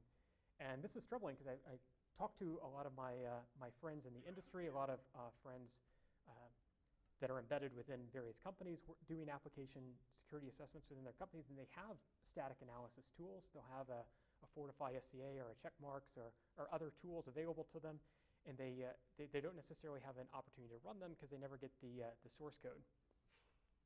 And my solution to this, and what kind of prompted this talk, is that even if we don't have source code, we should still be running these tools on the information that we have. So my solution is to try to utilize all the client-side files that we have in performing a web assessment, all the JavaScript files that we can see, all the HTML, and all the other stuff that's returned back from the browser, all the stuff we get from various HTTP responses. We should find a way to run our static source code tools over these files. And I've had a lot of success in just even when I don't have complete source code, I don't have all the code behind, and just analyzing HTML files and JavaScript files and running those through various static techniques, I find that I'm kind of introduced into a whole new class of vulns and find a whole bunch more vulnerabilities than I otherwise would. So I was brainstorming with one of my colleagues actually about a year ago. We were at a conference. It wasn't AppSecUSA in New York last year, but a conference around that time, and we were kind of talking about this, and we eventually developed a little tool to help us reach a point where we could run static analysis tools during a web assessment. So and that's kind of the bulk of this talk here. I'm going to talk about various static techniques that dynamic web assessors can use as they're performing assessments. So my colleague, Sam Denard, and myself were brainstorming, and we're like, well, in order to run a lot of our static tools, we have to get all those JavaScript files and HTML files onto our testing machine. We can do that as we manually browse applications. We can go out to all these JavaScript files. We can right-click, do a save as, and save them. But that takes a lot of time. So we looked at several tools that will suck down sites. In fact, one of the tools we analyzed was a tool called SiteSucker for Mac OS, and it does exactly that. You give it a URL, you click the site suck button, and it tries to crawl, spider the site, and suck down all the various files that it sees and store them locally, so you have kind of a local copy of the application. But our analysis of a lot of these tools, we never found a tool that adequately covered the sites that we were trying to crawl. For various reasons, we found that the tools would have trouble getting through various authentication mechanisms, or even when they could authenticate to a site, they would have trouble getting kind of the depth that we wanted. As we looked at a couple test sites and trying to utilize some of these off-the-shelf tools, we found that there were very few that were adequately crawling what we had. So we decided to take a different approach and try to utilize some of the information that we already had available to us. So a common tool that a lot of dynamic web testers use, probably most of you in this room use, is the burp proxy suite. So we tried to find a way to, as we're navigating an application, we're already, as dynamic testers, walking the site within burp. We try to find a way to take all those responses in burp and then save those responses down as local files. So we developed a little tool, I'll demo it here in a minute, called RIPSA. And RIPSA is an acronym that stands for Response Interpretation in Preparation for Static Analysis. And I know that's a mouthful, and it'll probably make a lot more sense as I walk through what the tool does. In short, it takes all your responses from burp, parses through them, and creates files on your local machine that you can then utilize, that you can then further test through various static techniques, through running various source code analyzers over them, or doing other types of manual techniques or scripts. So yeah, this is a quick screenshot of the RIPSA tool. I'll run through it in a minute. In short, it accepts an XML input from burp, and that XML input is that XML file is really easy to generate within burp. You can right-click within your proxy history or right-click within your site tree and just do save selected items as XML, and it'll save the selected items. So from the dynamic web testing point of view, this was easy. This really wasn't an extra step. We already had our site tree within burp. We could just right-click and save. Generating that XML file is super simple. The next thing that the RIPSA tool does, it takes that XML input and it parses through it. I'll show you a sample XML file here in a moment.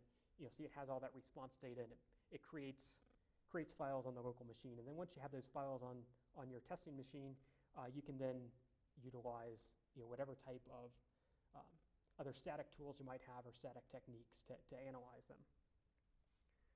So I'll breeze through a couple of these screenshots real quick because I'm going to walk through a demo. This is just saving XML file in burp. That it's just as simple as right-clicking and hitting the Save as XML button. And then the RIPSA tool analyze that XML file and parse through the XML and create local files on your machine. We're creating them, we're grouping them by file type, and I'll tell you why in a few minutes. And then once they're on your local machine, you can use whatever types of tools or other techniques to analyze them. Obviously being HP, I like to use Fortify SCA. Cool, now I'll run through kind of a quick demo. And I don't trust the demo gods at a big conference, so I kind of pre-recorded a quick video, hopefully to ensure that this will go smoothly. So in this session, I'll just kind of quickly walk through using the RIPSA tool and how I think it's useful. So the first step in utilizing the tool is to gather a bunch of traffic in your.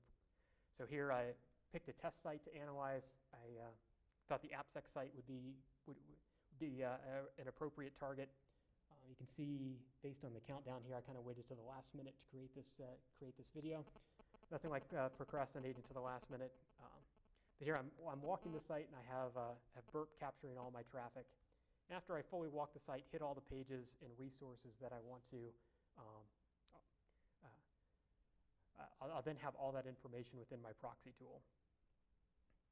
So within burp, you can see I've navigated the AppSecUSA site. I've found a lot of interesting files, a lot of JavaScript files, a lot of other types of files. I also went back and hit some of the other subdomains, like some of the 2013 information. I can just highlight all.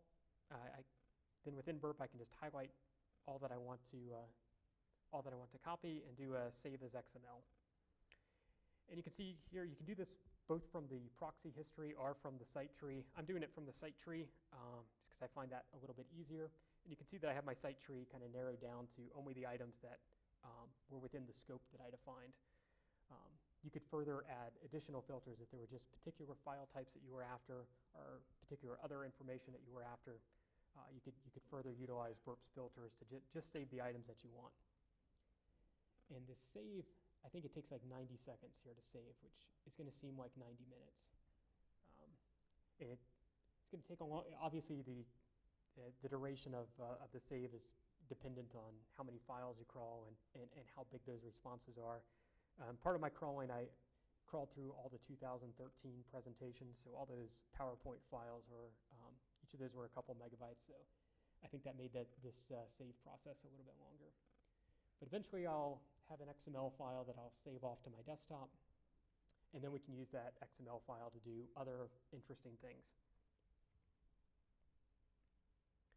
Cool, while I wait for the save here real quick, I'll just quickly mention you probably noticed that RIPSA tool was a Windows application, and my colleague Sam and I developed it in .NET purely because we're most familiar with .NET, and we were able to code it very quickly. We already knew how to parse XML. Obviously, I have a kind of a call out to the community later. We'd be very interested in seeing what you guys think, if it'd be a useful burp extension or maybe something that we could add to Zap. Cool, we can take a quick look at the XML file that was saved. See, it's just a straightforward XML file. For each request, we've got a URL, some other interesting metadata, and then it has the response data, which is what we're truly after. And let me pause this real quick. You can see in the XML elements, one of the things that is extremely useful to us is in the way that burp is storing the data. It has a XML tag for extension, which was extremely useful, as we didn't have to analyze the URL or parse or truncate the URL query to figure out what type of file it was. So you could basically take the response, take the whatever type of extension it is, and just write it out as a file.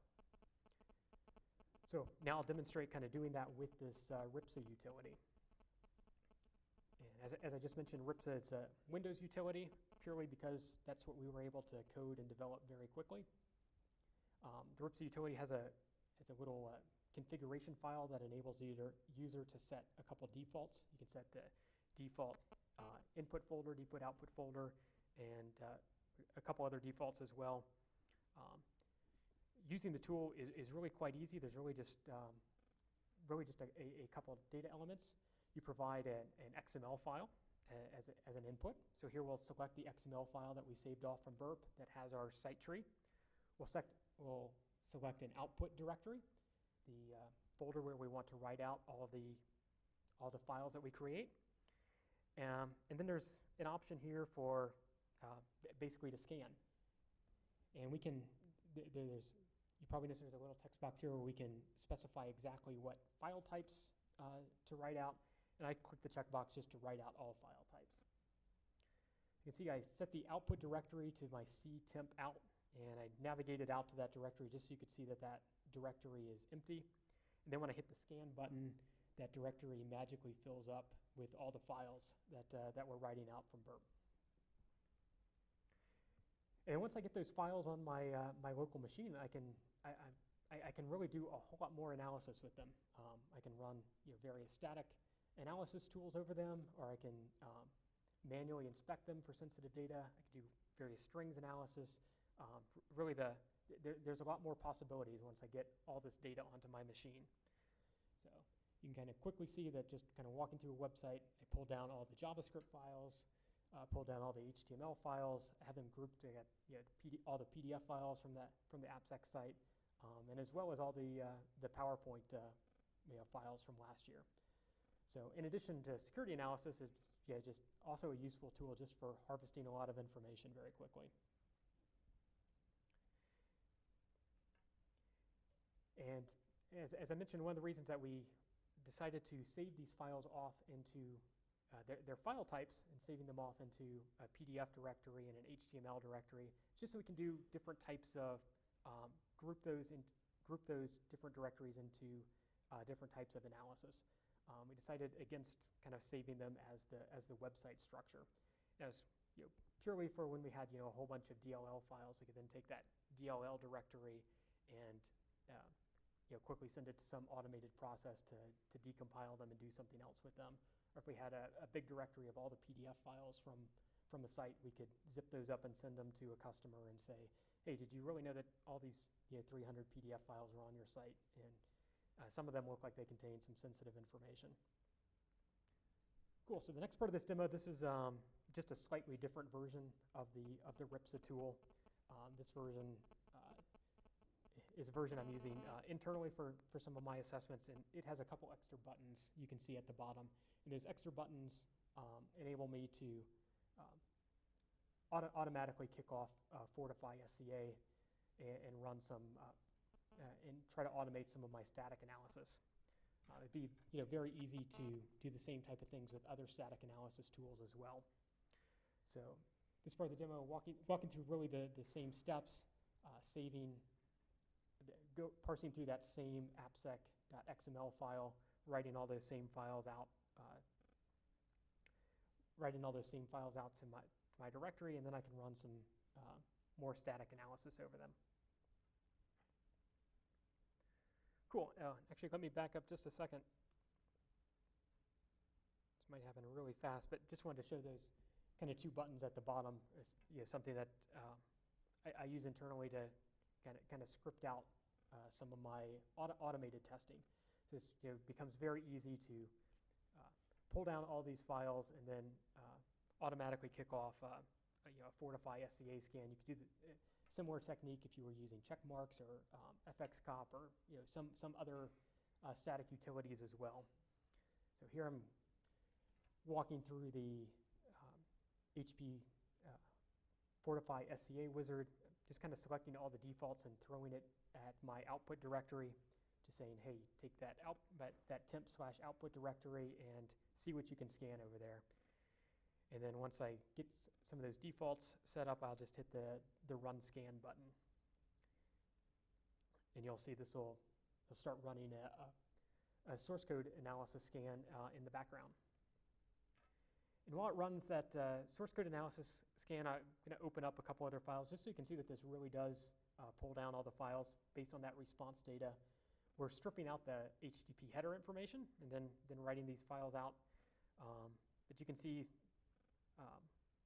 through this analysis, I was able to grab all those 2013 presentations. In fact, this is one of the presentations one of my colleagues did at AppSecUSA last year. And just through my manual kind of walking the site and running the RIPSA tool against that XML file, I was able to, I now have a collection of all the presentation files from AppSec last year, as well as some of the information from this year, like that AppSec PowerPoint template. Quickly on the screen, you can probably see a couple of the other file types out there. I have a bunch of PHP files, a bunch of HTML files. I find that grouping these files is especially useful for running strings analysis on Word documents, PDF documents, as well as PowerPoint documents, searching for strings that might be sensitive to a customer. So this is another little utility I've written. This is out on my the source code for that is out on my GitHub repository. It basically does kind of just some basic strings analysis. We can provide this tool a file, give it a string to search for, and it'll say whether it can find the given string within the file. So I'm going to pick on that presentation that one of my colleagues did last year on iOS hacking, and I'll search for a couple strings. You can see when I searched for ASDF, it didn't return any results, but when I searched for the string Apple, it came back with 2 results. And not surprising that it found the term Apple within that presentation, as it was an iOS presentation. And if I search for the term HP, you can see it comes back with all kinds of results, as he's probably using a bunch of HP logos and HP templates. But utilizing that technique, we can quickly analyze files and search for data elements that might be sensitive to a particular customer. So if we know of a particular string that might be sensitive for a various assessment, whether that be a password or some other type of sensitive string, we can do some really quick analysis. So my SCA scan is still running here in the background. It's at 20%, and don't fret, because I think I fast forward the video here so we can quickly jump to some of the results. Awesome, right on cue. And you can see now we're at 92% complete. We're just about ready to get the results from that automated scan. You can see it's starting to dump the output results here to my machine, and then I'll be able to open up that results file and look at some of the things that the source code analyzer automatically found. I'll say the AppSecUSA website, wasn't the most interesting site from a vulnerability perspective. It's mostly static content, not necessarily the most interesting site to look at for vulnerability information. But as a proof of concept, you can see that this is kind of really easy to do. If we can, we're already as web testers navigating sites. If we have a way to pull down all the files that we're analyzing, we can then run other types of interesting analysis on it and get a lot of results really quickly. So open up some of the quick results that I found from this AppSec research, and I'll just say it didn't find anything particularly alarming. It found a whole bunch of insecure randomness, a whole bunch of instances of JavaScript files that were using the math.random function. I think it found a couple hard-coded passwords, which I think were actually just kind of which were actually, I think, just in comments, but weren't really passwords. It noticed one of the login forms on the website had autocomplete enabled on its password field. But you can just kind of quickly see it's kind of a proof of concept. It's really easy to do a whole lot of quick analysis. And cool, I think I have a question. Yeah, what are some of the examples of things you found in real-life assessments that could have been just these client-side files? Awesome. So the question was, what are some of the examples of real-world vulnerabilities that I'm finding through this technique? And the area that I have found this to be the most beneficial is in doing various JavaScript analysis, and in particular in finding DOM-based cross-site scripting. I find a lot of the dynamic assessment tools are still not really good at automatically finding DOM-based cross-site scripting. A lot of the static tools seem to be a lot better at finding DOM-based cross-site scripting. They sometimes over-report those types of things, but it at least gives me a target as I'm analyzing an application. I'll go over a couple other examples here in a minute as I kind of wrap this up. So I think this tool is helping me in a lot of ways. It's helping me win a lot of assessments by reducing potential false negatives. It's giving me more coverage, introducing kind of more of an attack surface of files that I previously wasn't analyzing as thoroughly as maybe I should have been. It's also utilizing information that I already have available. So by using the burp suite, I'm not really going through any extra steps. I'm already, as a web tester, walking the site with my proxy tool. So I'm already collecting all this information. I just found a way to kind of automatically bring those files down to my local machine. And then winning by kind of pairing my dynamic assessment with portions of a static assessment. Find if you run your static tools just over those presentation layer files, all those HTML, JavaScript files, you might find things that a lot of your dynamic tools aren't finding. So once you have those files, on your local machine, you can run, any static tools. You can run check marks. You can run Fortify SCA. You can use FXCOP, which might be more of a quality tool, but I find it's also interesting for security analysis. You can run, JS hint on your JavaScript files. You can do any of your manual techniques, manually inspecting files or manual scripts. And as I mentioned just a moment ago, it's helped me a lot in finding DOM-based cross-site scripting and doing a deeper dive into JavaScript analysis. And another area that it's really helped me is in Silverlight analysis. Because they're probably already, as you analyze Silverlight applications, navigating out to all those Silverlight files, downloading them and disassembling them. I found that using this tool helped me automate that process. Instead of having to manually type in all the XAP URLs for a Silverlight application, I could just use the application as normal. My browser would find all those XAP files. I could use the RIPSA tool, then download them to my local machine. And once I had all those Silverlight files on my local machine, I could you run a script to disassemble them, or unzip them, then disassemble them, and analyze them further. So I found that's been really helpful for Silverlight analysis, as well as other kind of DLLs and going over other types of files like PDFs that you might not think of as being overly sensitive, but often contain sensitive strings. So a couple takeaways. I'd encourage all of the dynamic testers here to embrace static. I know it's a kind of a scary world, but there's, I find a lot of dynamic testers have access to static tools, and they're just not utilizing them.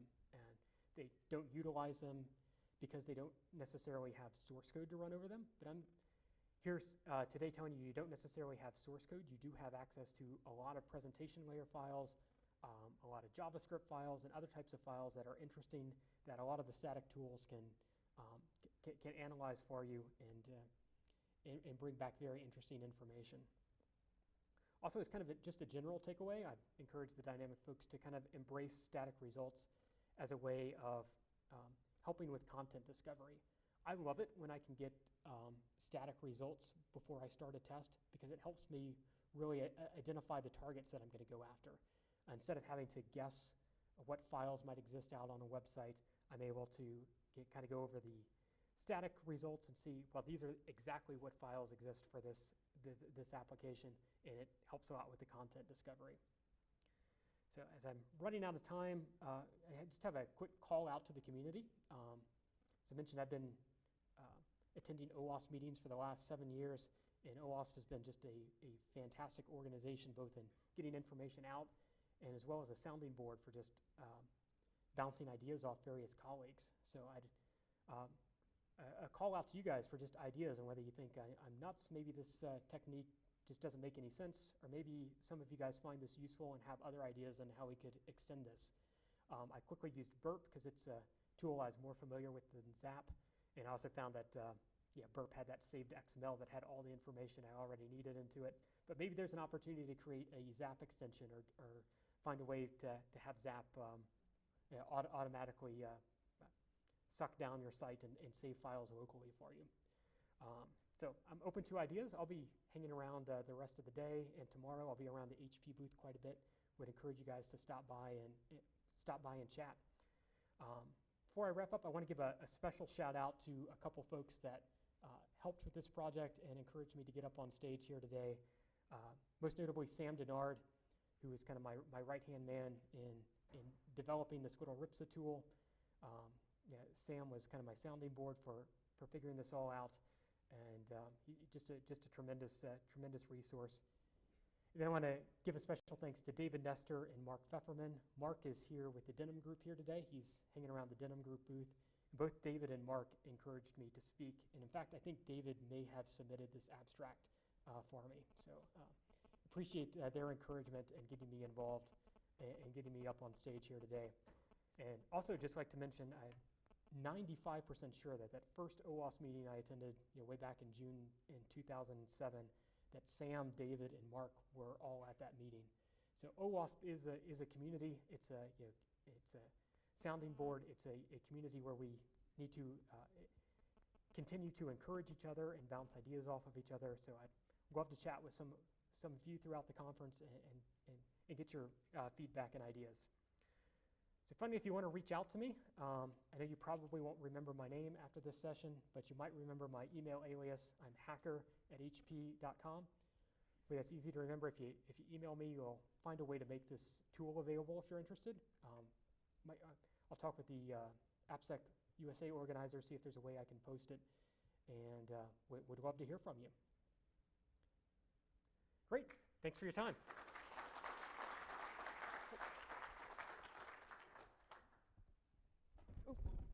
That could have been disastrous.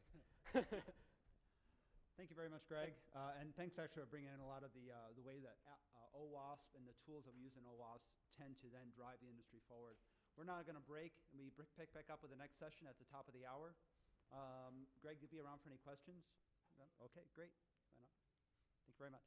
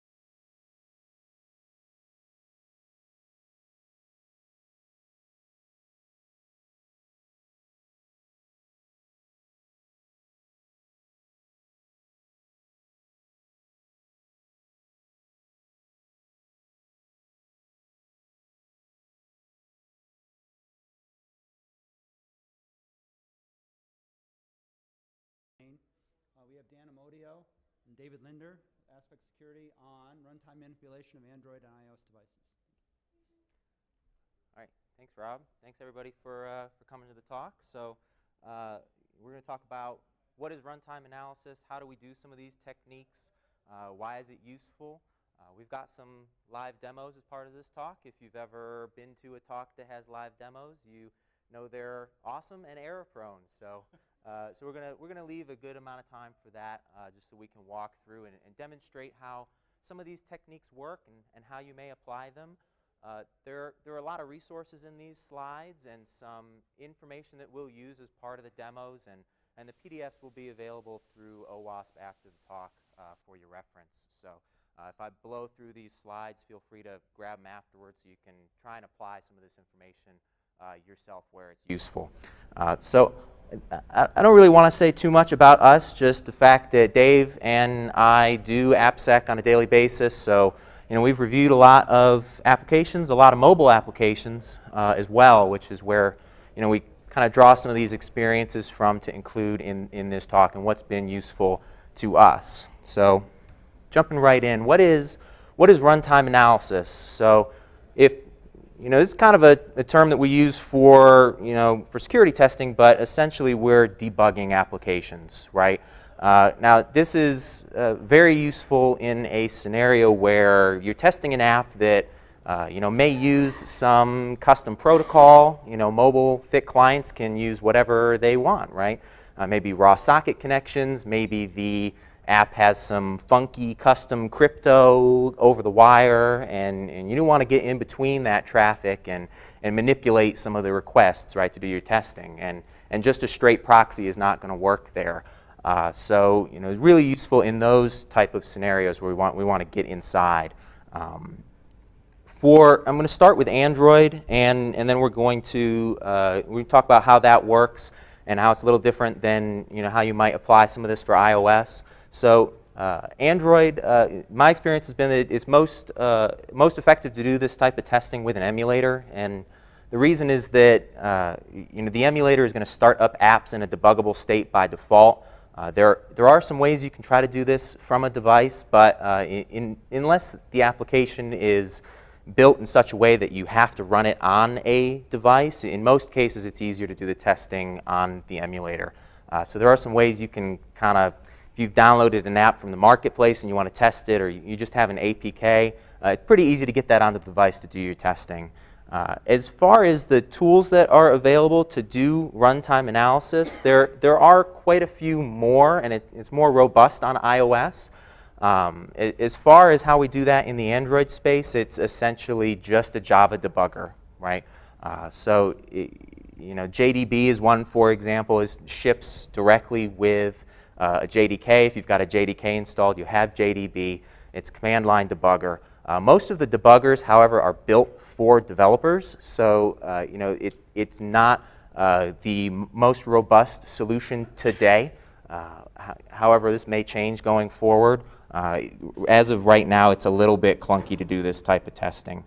So you'd use JDB, and you can do a whole bunch of stuff here once you've set up an app in a debugger. You can invoke methods, you can modify variables within the methods, you can call methods directly, right? You don't have to just say, hey, stop here, I want to target this method, and then change some things.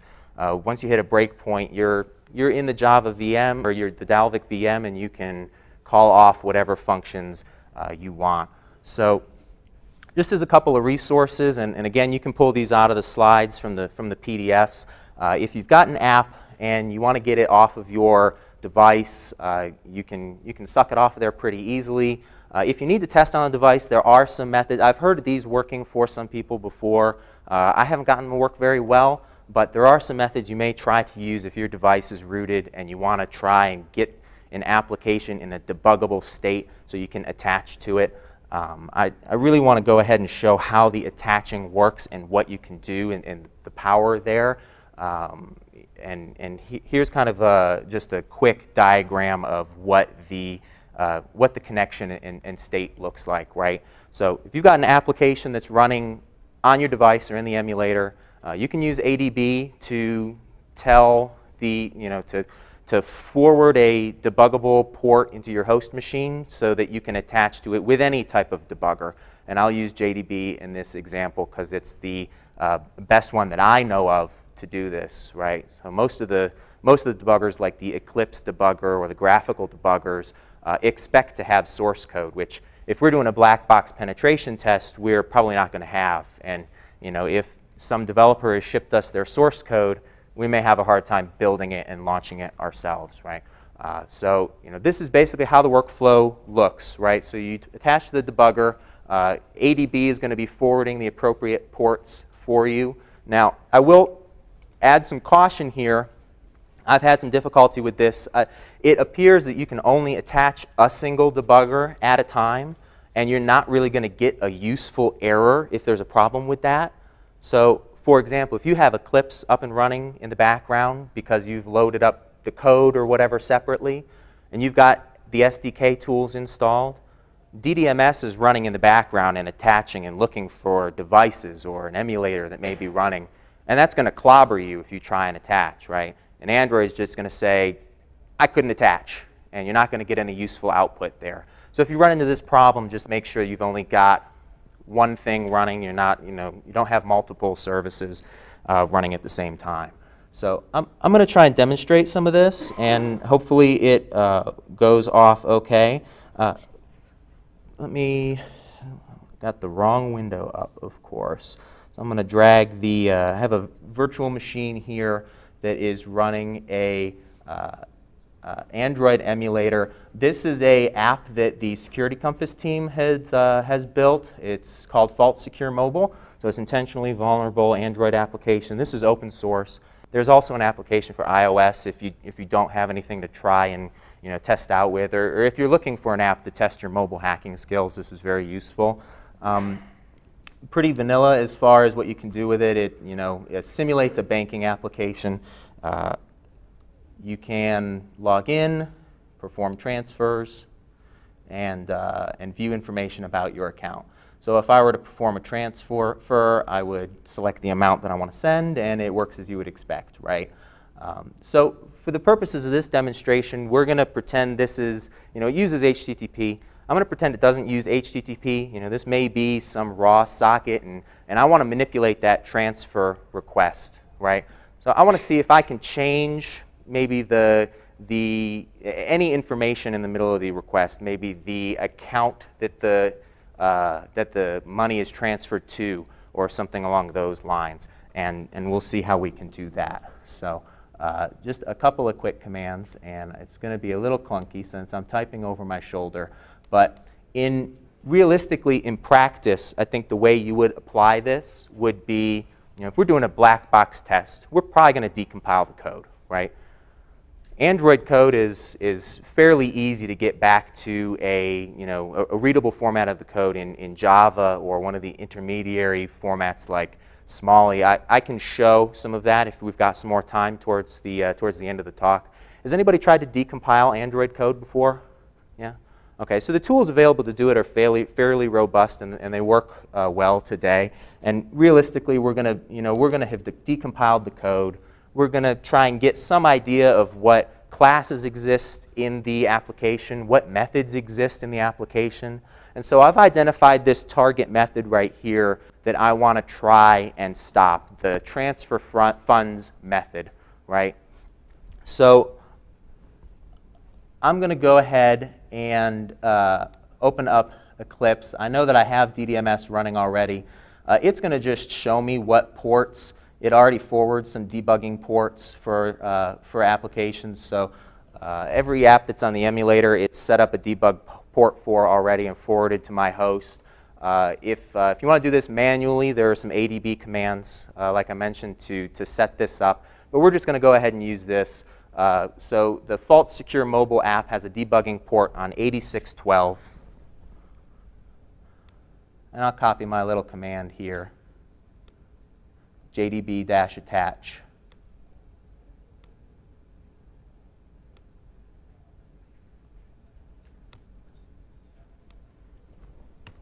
Look, 8612. And now we have a terminal debugging session, right? And you can type help and get all types of useful information. One of the interesting commands is the classes command. Now that's going to show you every single class that's loaded in the VM, right? And it's really a lot, and there's not a great way to filter this in JDB by default. So again, this is why I mentioned realistically, the way I think this is applied in practice is very targeted, right? You've already decompiled. You know where you want to try and manipulate something. So let's use JDB to try and help us do that. At this point, we're going to go ahead and, maybe I want to see some information about this class that I've identified, right? So I can have it show me all the methods that are defined in that class by using the methods command. So I may say methods, space, and then the fully qualified name of the class, and it'll print out a whole bunch of information. I'll show in another moment after we actually stop the request that you can see some of the fields that are set. So if we want to see, for example, what the current session key is for the server, or if the user's password is in memory, how we might do that.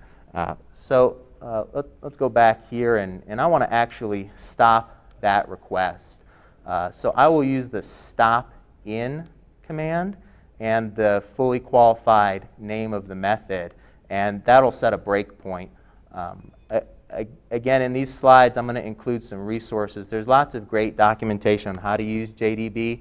I'm interested if there are other, I've searched for some other graphical debuggers if they exist that don't require source code, but those options seem kind of sparse today. So I'm going to leave this terminal in the background, and if I go ahead and start a transfer now, it should break on that request. So I'll set it for 1, and we've hit a breakpoint.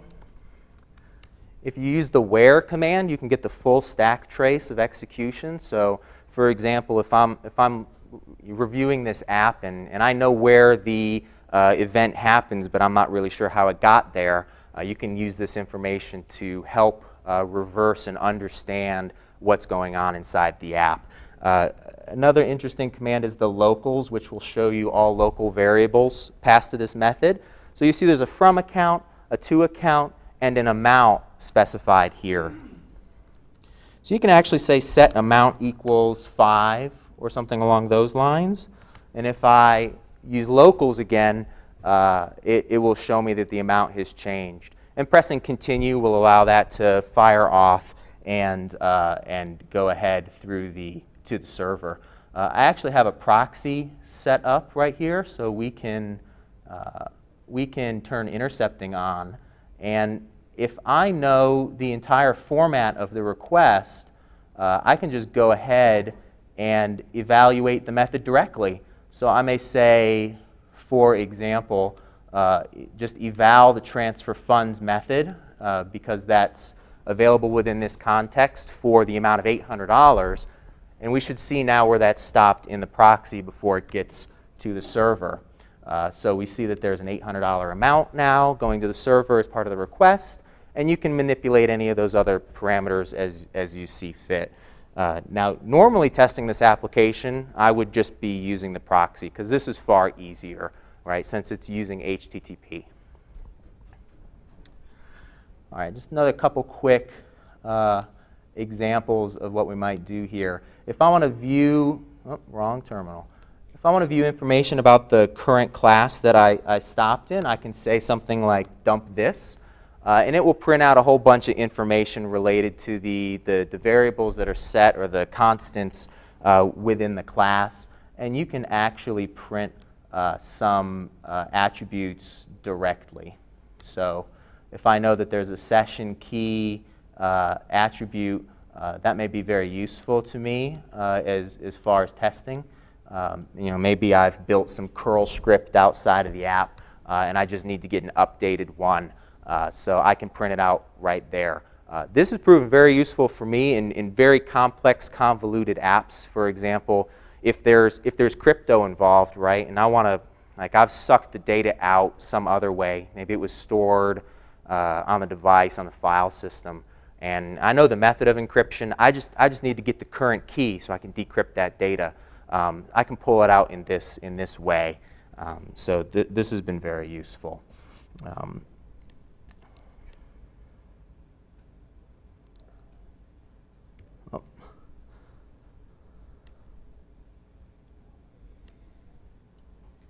All right. So with that, I'm going to hand it off so we can talk about iOS. So Dan talked a little bit about Android. iOS obviously is a little different, but there are some really good tools to be using when performing runtime analysis and memory analysis. I've highlighted a couple on the slide here that I'll show you demos, hopefully, with SideCrypt and Snoopit. Has anyone used those? Couple? So both of those allow you to attach to a running application just like Dan did, so it's basically debugging. But as you can see, one of them is a little bit more user-friendly and the other one's kind of command line, right? So I'm going to try Snoopit first, but this is Snoopit. So Andres Kurtz created this. You may have seen him in the news. He's the one who found that email wasn't really being encrypted, but he created this Snoopit. It only works on the non-64-bit architectures at this point, but he said he's working on it, so it'll work on those. Lots of features of Snoopit built right into the tool. So as you can see here, it's a web interface, right? So I just browse to it. It's all loaded on I have a jailbroken iPad here, and I'll try and bring that up here in a minute. But you can look at file system access calls, keychain. You can turn on method tracing. So that's really neat. If you really don't know what you're looking for, but you know the function in the app, if you go to the app and try to do that function in the app, you can turn method tracing on and see exactly what it's doing. Based on each method, you can see memory addresses, values that are being passed to different methods. It's really, really neat. You can look at debug outputs. You can fake information, right? So if it's using UDID, you can fake that. You can fake location. So a lot of apps I look at are based off your location. So if I fake it, like say this app can only be used in Australia, if I fake my location to be in Australia, then I can use the app. So it's a very, very powerful tool, and I'm going to try and demo it here. We'll see how that goes. All right. So here is what Snoopit looks like. And you can set up authentication. Obviously, it's just basic auth. But I'm connected directly to my jailbroken iPad. And I've got a little screenshot of it here. So this is an app called PhotoSafe. Securely store your photos, right? We'll see about that. Most of the photo apps that are supposed to be secure are vulnerable to this. But anyway, so this is Snoopit. As you can see here, there's quite a few different things, and the one thing that you're really going to go toward is Objective-C classes. These are all the classes, the ones that are loaded and the ones that are not loaded within the app. There's quite a few of them. Anyone see anything on the screen there that looks interesting? That might be interesting. Sorry about the screen. So what that does is it prints out all the different variables, functions, and everything else, and it allows me to select and possibly even, here let's see if this works. Nope.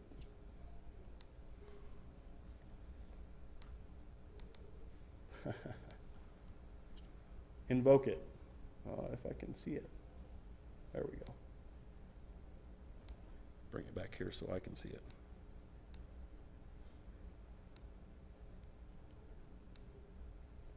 So as you can see here, there's a setup and invoke. So I selected the method that I want to invoke. Dismiss lock screen. See if I can do this.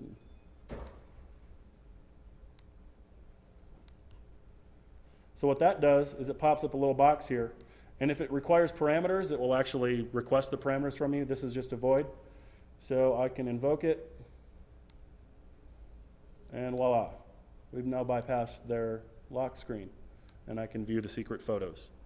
So that's just something you can do with these tools, especially for those apps that are doing things like local authentication.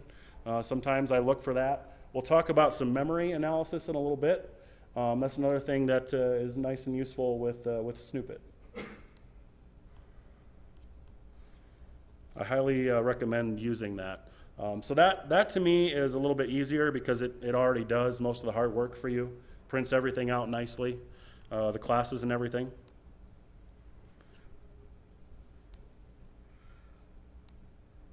Now, if it will show.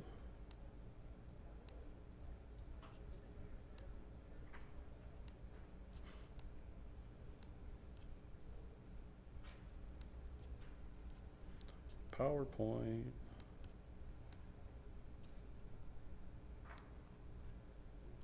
PowerPoint, please open. Yeah, open PowerPoint.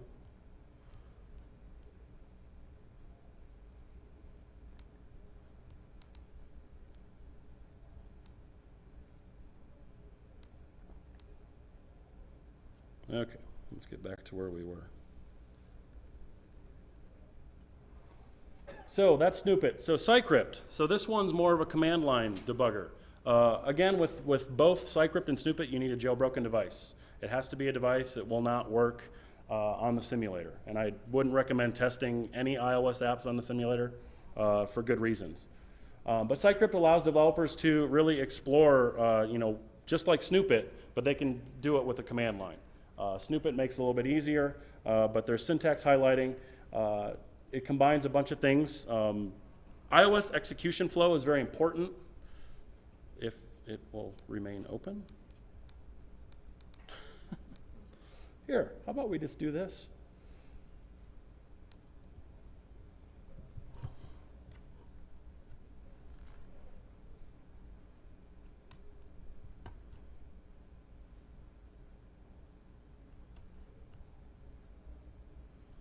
Or not. We lost connection. There we go.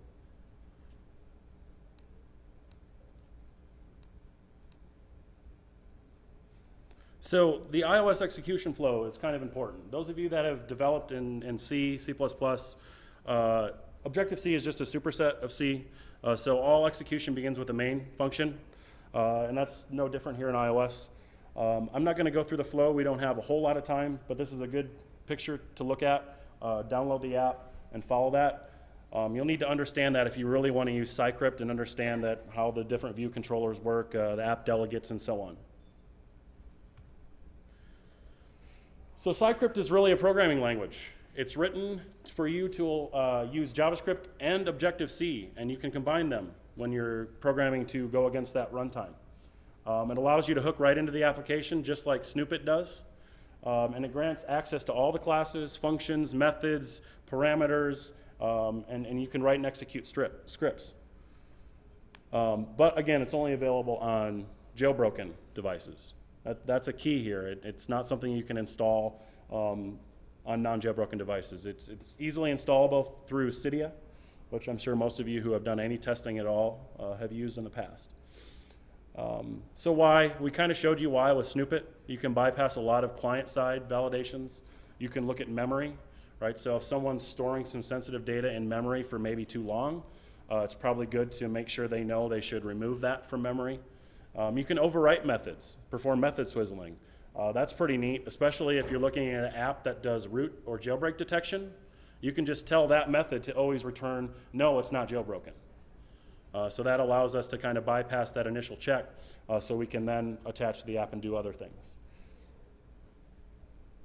So here's some quick usage. I'll show you hopefully here in a little bit too.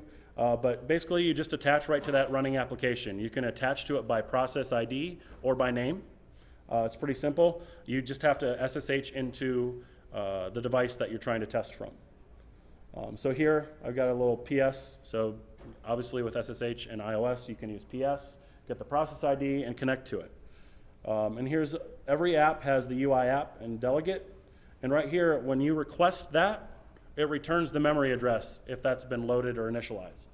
And remember that, because I'll show you here in a little bit why that's important. So one command that's interesting is the Objective-C.classes. It will dump every class in the app you're attached to. Kind of like Snoopit, but it's a little bit uglier. It's just a big string of a bunch of classes, so you kind of have to parse through that, maybe put it in a text pad. But the problem with it is if the classes list is way too large, a lot of times it just kills the app. So that most of the time is no good. So that's why I like to use Snoopit and Cycrypt kind of back and forth, because I can find what I'm interested in and kind of analyze it a little bit further with Cycrypt. So you can get memory addresses. With the choose command, I use this all the time. If you know the class name, you do choose class name, and it will return any of those class names that are initialized and give you the memory address. And that's important because now I'm going to set a JavaScript variable as a new instance to that memory address. So now I have a variable that's pointing right to that memory address, which is actually the some class, right? And then I can perform commands on it like I would in Objective-C, right? Some class, some method, possibly some parameter. And that should work. So there's a bunch of common functions that are used in SciCrypt. So when you load SciCrypt and attach to that running app, you can also load common functions. Now you could just type these in the SciCrypt command line interface, but it's a lot easier just to put them in a big long script file and load that when you attach to the running process. So here I use most often is try, print, ivars, print methods, and methods matching. So those are very important. Print methods I use most frequently, so I know what methods are going on in the class. If it's a very, very large class with many, many different methods, I can look for specific methods matching using regex. And these are available online. iPhone Dev Wiki. It's a pretty awesome resource. Definitely check it out. Method swizzling, I did mention that a little bit. Unfortunately, we won't have enough time to show it today, but it's fairly simplistic. Every class you can dump messages, which will dump methods, it'll dump variable names, it just dumps everything it knows about that class. So if I find a class, so like the get password view controller, I know the method is dismiss lock screen, right? I could change the return to that, right, by this nomenclature here. Some class.messages, whatever the method is, equals function return true. So I'm just setting it to a JavaScript function, and that's how we bypass jailbreak detection most often. It's fairly straightforward. So let's try a little SciCrypt.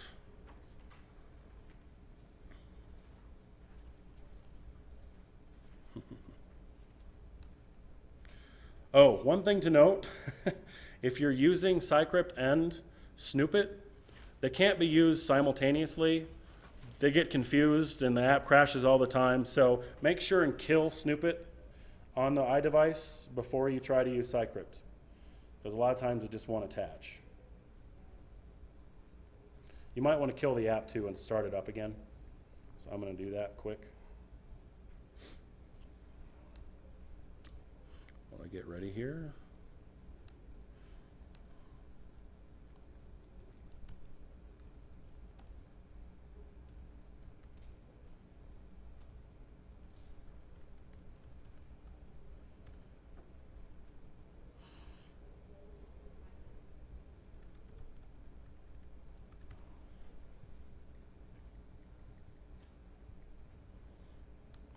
Okay, so I'm attached through SSH. Got to make sure PhotoSafe's running. And if you want to get a process list, AUX works. I use EF as well, maybe grep. So I can find the app name or process ID. I usually use the app name. Sometimes it's easy, but this one's fairly large. So then I can attach to that. And here I'm going to add those scripts that I showed you. So I have them in a .sci file on the local iPad, obviously. And in one command, I can now attach to, hopefully. So now I'm attached to my PhotoSafe app. Okay, so let's try the ugly Objective-C .classes. Hopefully this doesn't crash the app. It does take a little bit sometimes, and you'll see why you might want to use Snoopit instead here in a second. Maybe. Well, it's not crashed yet. There. That's why you probably want to use Snoopit, especially if it's a very, very large app with many, many different classes, but they're all there. So if you can get that into a text editor or something and parse through it and look for what you're looking for. But again, a lot of times that does crash the app. Since we know what we're looking at, the great thing about SciCrypt too, it's got tab completion. Awesome. On the methods even too. So I'm going to choose that. It's got a memory address. go ahead and copy that. And I'm going to create a var.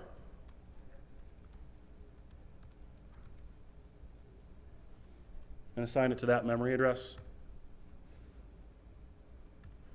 And then I can try, let's get our, see if I still have this running.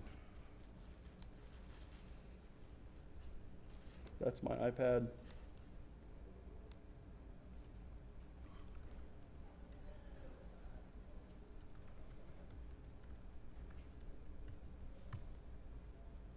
Just like that. So again, you can see why I use both of them, but the one thing I do like about SciCrypt is it's a little bit easier to go after specific iOS APIs. One I like to look at is the UI text field. So I'll do a choose on that. And the nice thing about that is it prints out everything it knows of in any, that's been defined in any UI text field. This is a great place to find passwords and things like that. Another one I like to use, choose on, is NSString. This one's a lot uglier, but you're going to find a lot in that as well. So you're going to see a bunch of these to Scion. That's a SciCrypt built-in thing. Some of it's memory addresses, but at some point you'll find some of that sensitive data you might be looking for. So that is SciCrypt, or at least part of it. Let's see, we got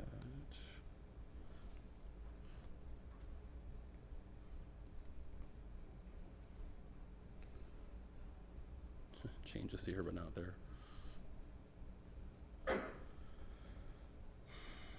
Yeah, so the SciCrypt interface is far more useful than JDB is, but the one thing I will say is that JDB uses the standard Java debugger protocol, JDWP, and there's a spec. It's fairly well documented. I think if there were some scripts that you specifically wanted to write to do testing, it would be moderately easy. And I don't want to trivialize it, but it is possible. Sun even has an unexposed API to interface with the JDWP protocol. So you could use that if you wanted to attempt to automate some of this data extraction or testing things that you're trying to do within an app. So another thing we do with the same tools is analyze memory, right? I think that's very important since we're talking client-server apps, really, right? It's sure it's on a mobile device, but it's a client-server app, and there's a lot going on the client. Whether or not they're actually storing anything locally on disk doesn't necessarily matter. Even if they're storing it in memory, we can get at that with these tools and these tool sets. So we need to make sure that we're removing that sensitive data from memory, and we need to know if it's there. I kind of showed you how you would do that with the iOS tools, with SciCrypt and so on, and I'll let Dan kind of explain Android. Sure. So Android, if you want to dump the memory for an application, it's fairly easy to do. Inside of Eclipse, you can, if you're using DDMS, there's an option to export a HProf file. Now, I'm going to show some of this. I don't know if we'll be able to do an entire demo because we want to leave some time for questions. However, inside of here, if I select an application and I just go up and say, dump me an HProf file, it gives you an option to export it anywhere within your machine, and then you can use any typical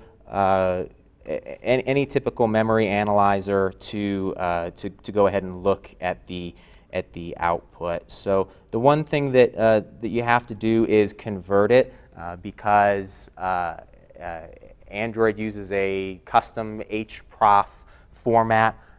Now they do ship a tool with the Android SDK tools called HProf-convert or -conf. And it's in the SDK tools directory, and you just point it at your HProf file, and then open it with any typical memory analyzer that you use. One that comes directly with the JDK is called JHAT. If you've never used this before, it'll start up a web server, and then you can click through the different classes that are loaded and look at different fields. There are a bunch. There's the Eclipse memory analyzer as well.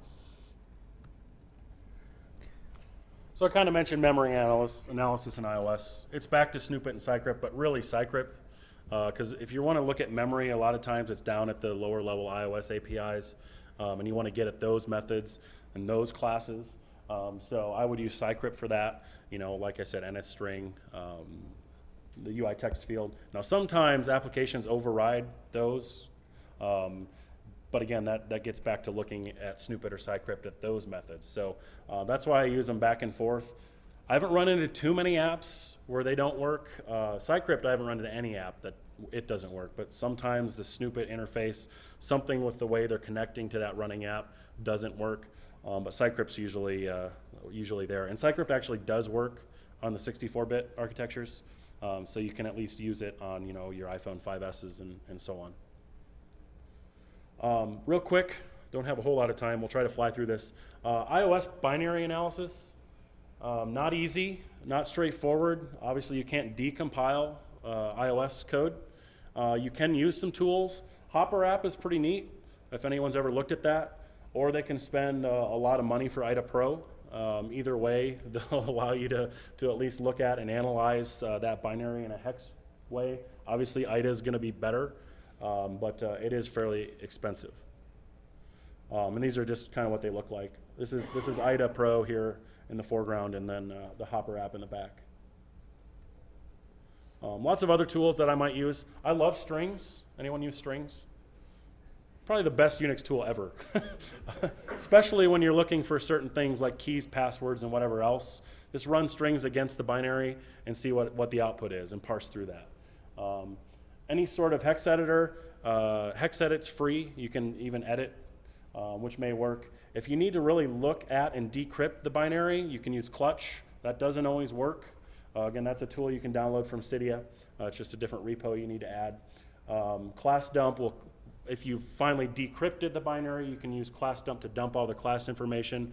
This is really not something I would do all that often because I have scrypt. It does all that for me as it's running. But if you can't get those tools working, you have other options. And then Android. Yeah, in Android there are a lot of tools available as well, right? And so, if you've done any Android decompiling before, you've probably heard of some of these. APK tool is a great tool. You can unbundle APKs, look at the resource files. APK tool uses Smalley under the hood. I'll show an example of maybe what some Smalley output looks like, but it will give you a representation of the class file and the code. I particularly like dex to jar as far as analyzing what the Java code might look like. Right, so Smalley, if you've used Smalley before, you'll notice that it gives you a representation, right? And the point is that it's not Java code. It's like halfway in between DEX code and Java code, right? So for me, that's kind of hard to read. Has anybody used JD GUI, Java decompiler? That's awesome if you're doing any type of Java application analysis, thick client, any jar. It doesn't have to be an Android app, right? So you'd use dex to jar, and you can get a jar file you can open in JD GUI and look at Java files. And it's 90–95% of the time it's going to work for you. Every once in a while there may be some piece of code that it can't get all the way through, and you'll get that intermediary kind of Smalley output, right? So these are some good resources for that. I have some mixed feelings about obfuscation, right? Some apps may be obfuscated, which make them harder for us to pile through from a testing perspective. So from a defense in depth aspect, I normally recommend do it, right, as a developer, because why not? In theory, if we're designing our apps correctly from an architecture perspective, it shouldn't matter. We shouldn't be hiding things within the client app that might be secret, right, and need to be obfuscated. But it's possible you run into some apps that are obfuscated, and that may make it difficult to go through this process. I'm sure it's impossible to see on the screen up here, but here's some example of Smalley output. You see kind of like the structure is like a source file, but it's not straight Java code. JD GUI will give you an interface like this. JD also has an Eclipse plugin If you happen to be doing, want to see some jars that are already in Eclipse, you can automatically decompile them and click through and follow the source trees, and it's highly useful. So if you haven't used that and haven't tried Dex2Jar, I'd highly recommend it. It's a lifesaver. So I'm not going to go through the demo because I want to leave a couple minutes for Q&A. But here are a couple of code snippets you would use to do this type of thing. Again, available in the PDFs. You can essentially point these tools right at the APK, and they're going to give you some output. APK tool, very handy for getting resource files. I want to look at the manifest. Let's see what type of permissions are defined, what type of activities. Are there hidden activities? Are there exposed services that maybe you can interface with, and that type of thing. It is possible to do some decompiling and recompiling, right? So if the app is not super complicated and you can unbundle it, you could change some of that code, maybe Trojan the app or poison it to do some type of testing, create your own malicious version of the app to try and see what you can do with it. The important thing is that it does not always work. It will work usually for simple apps that aren't very complicated and have a lot of process flow, but a lot of times this will fail. Here's an example of how you might do that. You can use APK tool just normally, unbundle it, make whatever modifications you want.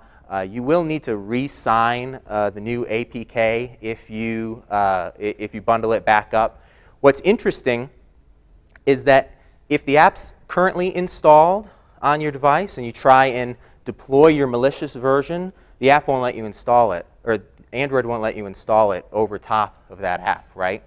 So naturally, just uninstall the old app, and Android goes, oh, it's signed by whoever, I don't care, as long as it's signed, and you can install your own malicious version of Facebook, right? Which is the example here. Now, there's an older version of Facebook this worked with. I haven't been able to get it to work with newer ones. So just some resources on doing this Android hacking type of stuff. There's very good documentation on these tools, and there's some great resources. Strazier's blog is great, and you find him on Twitter. These Android forums, the XDA forums, they've been doing this stuff for a while. So, all right. Questions? On the Android side, I guess there's new Runtime coming out. Does these tools work the same on that in the developer L preview and the hard runtime? Yeah, so the question is, will these tools work in the new Android runtime, ART, the ART runtime, right? This came up the other day as well, and I'm not sure yet. I would have to imagine there's a different type of bytecode, so probably decompiling and this type of thing will not work. I haven't found a lot of details on that yet. It's not clear if it's going to be another Java type runtime like the Dalvik runtime, right? I'd have to imagine that there'd be some way for you to debug the apps at least, and probably the decompiling tools will catch up relatively quickly. Any other questions? All right, well, thank you everyone so much for coming to the talk. Feel free to pull us aside. We'll be here, and reach out to us if you have further questions. So thank you. Thank you. Very much. We'll pick up again at the top of the hour for our final session of the evening. After the last session this evening, there will be a break, and then we'll go into the afternoon. I forgot the thing. I don't even know. Afternoon keynote, excuse me. The afternoon keynote, and then we do have some evening activities here with a code brew, which is kind of common for people in Colorado, but may not be so common for people from out of town. So. See you back here at the top of the hour, 3 o'clock. Thank you. Great, that was great. Hey, thank you. Great time.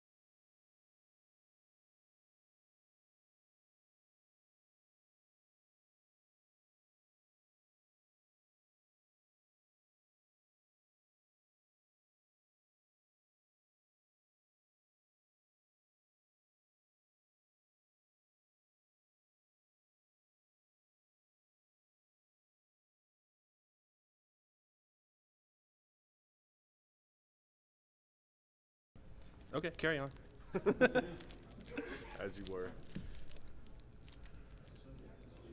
3 minutes. This guy, front row seat. Second row, excuse me. There's a.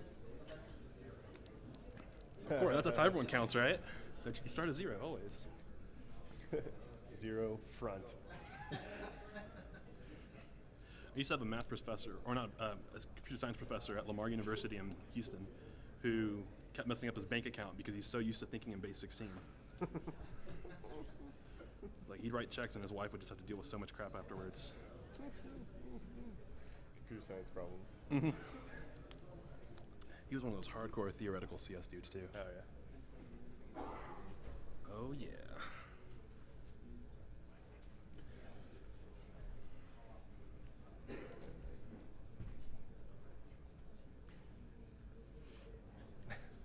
That's too funny. Picture of this. He took a selfie. Say hi, Arsenic. It's like, uh-oh. Can't give the talk now, Arsenic's here. Gotta cancel. Highly would appreciate the picture, I'm sure.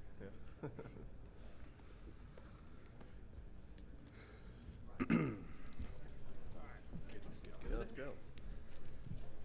Okay, welcome to the last session today for Breakers. Just a couple of housekeeping stuff. So after the session, there is a coffee break. And then we'll have Renee Gutman with our end of the day keynote speak. Tonight at the reception in Code Brew, there will be some hors d'oeuvres at that time, so just from your planning purposes there. Now I'd like to turn over the floor to Matt Johansson and Jonathan Kuskos with top 10 web, stay in the microphone. Top 10 web hacking techniques for this year. Thank you. Take care. Thanks, everybody. So, as you said, I'm Matt Johansson. This is Jonathan Kuskos. We're with White Hat Security. We do this top 10 thing every year, so we're kind of here to share the results of it. So, just a little bit about me. This was an old bio picture of mine, so Jonathan saw it fit to use his elaborate Photoshop skills to add my beard length. So that it was a little bit more realistic. Yeah, I've done this speaking thing once or twice. I have a background in pen testing. I'm a hacker turned dark side of management, but as I like to say, at least it's not sales. Yeah, I'm hiring a lot. If you want to get into web AppSec entry level in Santa Clara, Houston, and soon to be Belfast, feel free to come talk to us afterwards and shoot over your resumes.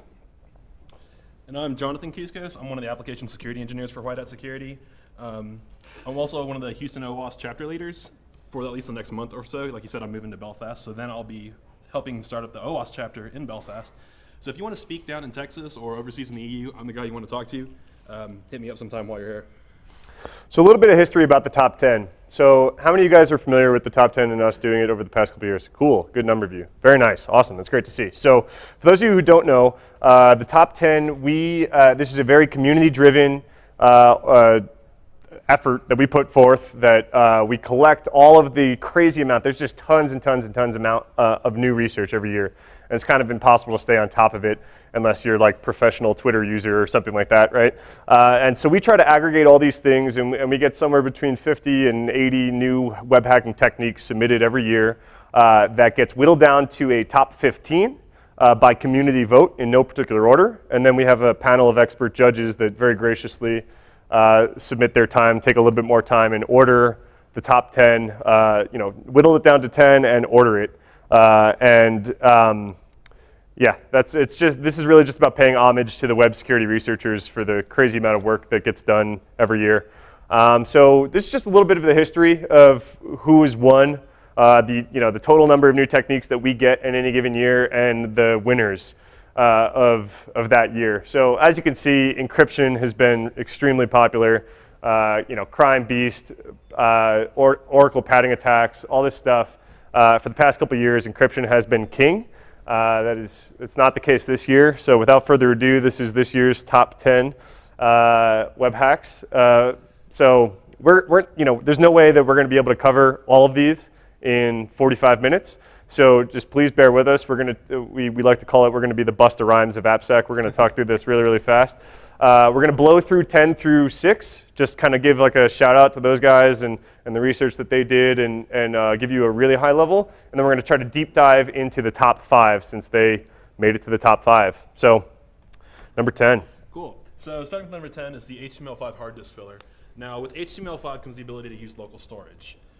With that, you would expect that there should be an upper bound on the amount of data that you can save. Can you guys hear me now? The mic? Cool. So there should be an upper bound on local storage for how much data that you can save. Now with the specification, just states that there should be some upper bounds. Now what actually happens in practice is that Chrome has a 2.5 megabyte cap, Firefox and Opera have a 5 megabyte cap, Internet Explorer has a 10 megabyte cap. So this also should apply to subdomains of any given host. Chrome, Safari, and IE all ignore this. Firefox is a little bit better. It will institute a 10 megabyte cap across all shared sources, but the other browsers don't. So what that means is that you can fictitiously fill data up in fictitious subdomains over and over, just iterating through until you essentially fill up the hard drive with junk data. And that's what Faraz here did. He created filldisk.com, opened it up in a VM, give it enough time, it's just going to crash. It's going to fill with junk data. Don't go to that bottom URL on your computer. Yeah, do it in the VM if you want to check it out, but it's pretty cool. That is the true meaning of proof of concept right there, that bottom one. So it will fill up your hard drive. So number 9 is by a gentleman that's sitting right here. You can give a wave. This is Robert R. Snake Hansen. He figured out some cool ways to decloak Tor hidden services. I'm not going to do it remotely any justice, so you can go to that blog link down there. But there was a few different methods that he theorized that could be possible into finding Tor hidden service, actual locations, actual IP addresses of Tor hidden service web servers. So number 8 is an empirical study done by Sebastian Leaks, Ben Stoke, and Martin Johns for finding DOM-XSS automated across the Alexa Top 5000 sites. So what they did was they created a tool that crawled about 480 different domains, finding 6,000 unique cross-site or DOM cross-site scripting vectors, and based off of that results, they're stating that about 9.6% of the Alexa Top 5000 contain at least one serious DOM-XSS flaw. That number is probably much higher, but this was all done through automated means, no human testing. Number 7 are these two schlubs. They kind of came up with some stuff. That's the unphotoshopped picture of my profile picture. But yeah, so Jeremiah and I created a browser botnet via an ad network. We actually just paid an ad network to host our JavaScript code and actually did this and measured the size of a botnet that we could create per dollar, and it's actually incredibly cheap and incredibly fast. And we denial serviced ourselves, and then as a follow-up research, we actually got permission from Akamai to do some serious testing on a web server that they protected, which actually was Akamai.com, and they let us try to denial service that, and we created a serious amount of noise for about $50. It was really, really super cheap and kind of a cool technique. This has been recorded a few times, so some links to the slides and the recording of the actual talk. So number 6 is XML out-of-band data retrieval. Now what this is an expansion on the XML external entity attack, in which you create an entity tag that is both part file contents and part URL resource. So this was demonstrated by Timur Yunusov and Alexei Osipov at Black Hat EU last year. What this basically allows you to do is to now use XXC to fetch files that are non-well formed. Typically, if the file that you're reading isn't well formed, when the XML parser validates it, it's going to crash. So this way, the file is returned before the XML parser crashes, and you can basically read non-well formed data, with the exception of binary. How many of you guys do like web app pen testing for a living? A good handful of you. Have you guys had fun with XXE this year? It's just everywhere, right? So yeah, this was a kind of unique way to attack that. All right, so number 5, we're going to kind of deep dive into some of these. So the first couple are going to be a hat tip to encryption again, you know, the winners from the past couple of years. So 3 of the top 5 are encryption, but they didn't win this year. So these gentlemen, researchers out of the University of London, found some theoretical weaknesses in RC4, which is at the time and probably still is the most popular algorithm used in TLS. So I think this slide is probably a little bit redundant for this conference. This is more for when we're giving it to a less of an AppSec crowd, but since that's the name of the conference, I hope a lot of you know how SSL and TLS works. But the one important thing that I do want to point out on this slide of how SSL and TLS works is that it's not just HTTPS. Everyone thinks SSL, TLS, they think HTTPS, right? The TLS is used to encrypt a lot of other protocols, so this weakness does not just mean, oh, websites, right? This means that you can decrypt encrypted traffic using other protocols. But basically, yeah, TLS using some algorithm and a bunch of the ciphers, a number of algorithms and a number of cipher suites that are options for TLS is used to encrypt most of the web traffic that we see today. So what is RC4? This is the most text on any slide I've ever written. I hate beefy slides like this, but like I said, we're trying to do a whole Black Hat talk in about 5 minutes here, right? So RC4 is one of the algorithms that's used in TLS, and the important part, the important takeaway here, you guys can take pictures of this if you don't know about RC4 and you want to read about it, but the important part is that the way that it works is that it's going to take some sort of short key and stretch it out by padding it with pseudo-random bytes. The weakness that is going to be attacked, as you're going to see in the next couple slides, is that pseudo-random is not so pseudo-random when you're looking at really, really large data sets of this stuff. So yeah, as you can see, the randomness, quote unquote. So this is some stats. I think this is from, oh no, this is in SSL Labs, but this is some stats of, at the time of this research, about 50% of TLS connections that were monitored by ICSI were using the some combination of RC4 cipher suites. So this theoretical weakness could be very prevalent at the time. The reason this was so big, actually, was kind of funny, was that if you remember last year's winner of the top 10 web hacks that I had up on the slide earlier was actually Beast. And Beast was attacking the CBC, which is kind of one of the other major options. If you're not going to use RC4, you can use CBC. And so one of the remediation efforts for Beast was, hey, switch over to RC4. Well, okay, so now we have weaknesses in RC4. So what's next, right? So yeah, so the last 3 top 10s, I guess, CBC has been attacked. So now RC4 is being attacked. So okay, so there's 2 different attacks being discussed by these researchers here. The first one's a multi-session attack, and what that means is that you're going to need a lot of different TLS handshakes. It's not just one connection, one encrypted TLS connection, it's a lot of them. You're going to need a new handshake every single time, right? So, I mean, and when I say a lot, who wants to do 2 to the 30th for me real quick? Scream it. It's 1 billion. Okay, so it's 1 billion TLS handshakes that you're going to need in order to reliably recover the first 220 of the first 256 bits of encrypted traffic. So this is very theoretical at the moment, right? But what do we know about theoretical attacks, right? They're just going to get faster and faster. So if you don't want to try to get that whole first 256 bytes, you can knock that down to 2 to the 24, which I think is 16 million. It's not in our notes anymore. I think it's about 16 million, which is a much smaller number. And you can get certain bytes reliably, not that whole big chunk. So what's a real world scenario of this, right? So this is really theoretical, but what could, if you could imagine 1 billion TLS handshakes happening without someone noticing, what could be reliably recovered in the first 256 bits of some connection stream, right? Is cookies, right? So we can go after session cookies. So the other reason that we want to go after session cookies is that, say it's something like Gmail, right? It's a known cookie, it's a known entity, it's a known character set. You can actually use that information. It's not that you don't know anything about the plain text. You know a significant amount about the plain text of a known cookie, right? So if you know that, you can actually use that, and the math starts to become slightly more realistic than 1 billion requests.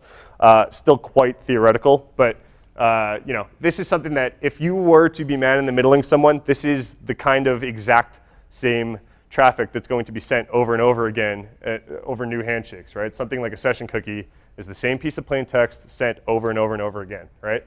So if I was able to force your browser, what happened? And we're back. If I was able to force your browser to just send a lot of requests with JavaScript or something like that, you know, a cookie is a realistic thing that we could go after, right? I kind of covered all this, right? Math goes from your enemy to your friend if you know something about the plain text that you're trying to capture. So again, tons of text on a slide. So second attack. This one is a little bit more interesting because you don't need a new TLS handshake every time. Okay, so this is a single connection, single session attack. You still need quite a bit of requests to actually be played through, but you only need one handshake, so it's actually a little bit more reliable and a little bit faster for whatever reason, because math, right? Who knows? But this stuff is feasible. This has been proven feasible, but not practical, right? You know, you need some ridiculous amount of sessions and encryptions to be going on. The countermeasures are pretty straightforward. Stop using RC4 is an easy one that we can stand up here and say as the guys doing security research. It's kind of a hard one and realistically, it's kind of hard to just stop using some algorithm for some organizations, right? But preferably the newer encrypted algorithms haven't been broken yet, so instead of going back to CBC. If you're stuck on RC4, there are some things that you can do to help make this even less realistic. Like padding that. So that first, remember when I said that you can reliably recover the first 220 of the first 256 bytes? That's because there's a 36 byte padding that just happens naturally. If you make that 36 byte padding bigger, then you're going to push the sensitive information out of the reliably recoverable bit of plain text, right? So it's kind of a hack, but it's doable. And then the pretty obvious one here, in my opinion, right, is, hey, billion requests, don't let that happen, right? let's not let a billion requests with the same session cookie go by in some short period of time. If you just are rate limiting this stuff, it becomes really, really hard to do. So moving on, more encryption. So number 4 is the Lucky 13 attack. Now this is an attack on TLS, but DTLS as well this time, that allows a man-in-the-middle attacker to reliably get some form of plain text back so long as cipher blockchain encryption is being used. This was discovered by Professor Kenny Patterson and Nedhem Al-Fardin, whom both have past experiences in the analysis of secure network protocols, including SSH, IPsec, TLS, and DTLS, obviously. And they also played a part in the discovery of the past RC4 weakness that Matt just discussed. So the versions in question here that are vulnerable are TLS 1.1 and 2.2, DTLS 1.0 and 1.2, and SSL 3.0 and TLS 1.0. So there is an Oracle padding attack involved in this, and what's significant is that TLS 1.0 does contain fixes to past padding Oracle attacks. They are able to just modify it and kind of get around it. There are also different variations of those versions of TLS and DTLS being used in the wild. Their attack can be tailored to work against those as well. So again, anything that's using cipher blockchain mode encryption is going to be vulnerable. They tested it against OpenSSL and GNU TLS. In OpenSSL, a full plaintext recovery was possible. In GNU TLS, they were able to recover up to 4 bits of the last byte in any block of plaintext. It's a great year for OpenSSL, right? Yeah, and then Heartbleed. So the way that works, obviously, is it uses something that's known as a padding oracle attack. And a padding oracle attack is a cryptographic side channel attack that is performed on the padding of a crypto message. So plaintext messages often need to be padded for encryption to occur. And this attack works against the portion of TLS that encrypts it and ensures the honesty or integrity of data. So in order to know how that works, you kind of need to know how a hash-based message authentication code, or an HMAC, works.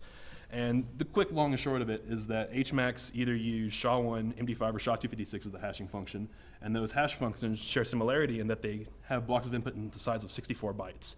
Now, if you go from a 64-byte input to a 65-bit input, an entire extra iteration has to be computed, which is going to cause a small but measurable delay.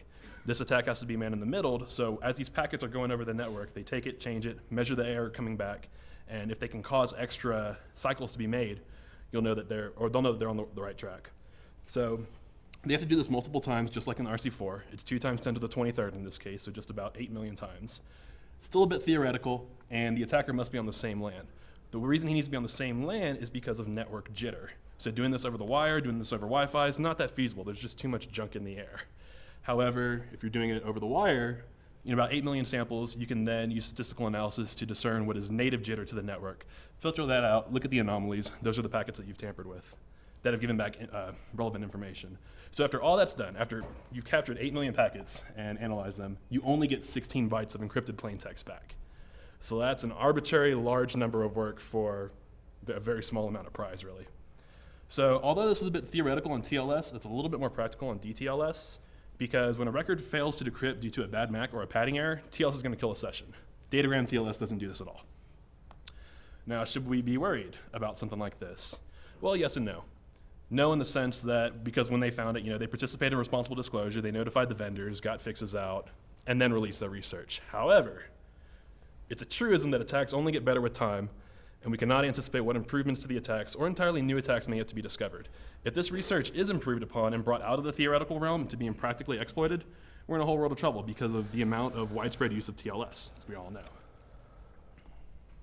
Okay, cool. So we got our encryption out of our system for now, right? That's pretty deep stuff. So this one, how many of you guys saw this Black Hat talk? handful of you. Okay, this is arguably the best Black Hat talk that I've ever seen. All right, this guy got like 2 or 3 standing ovations during his talk. This is a really, really creative talk, really cool hack. He brings a lot of stuff back that we thought we fixed on the web a long time ago, and he used some stuff that I didn't even know was out there, and you're going to see some of it. So hat tip to Paul Stone here, and again, these slides will be available. So this kind of goes for everything that we're talking about today. We're doing it like this much justice. If you're really interested in this, go watch the full Black Hat talks. This one very much in particular was a very, very good talk. Okay, so a little bit of history.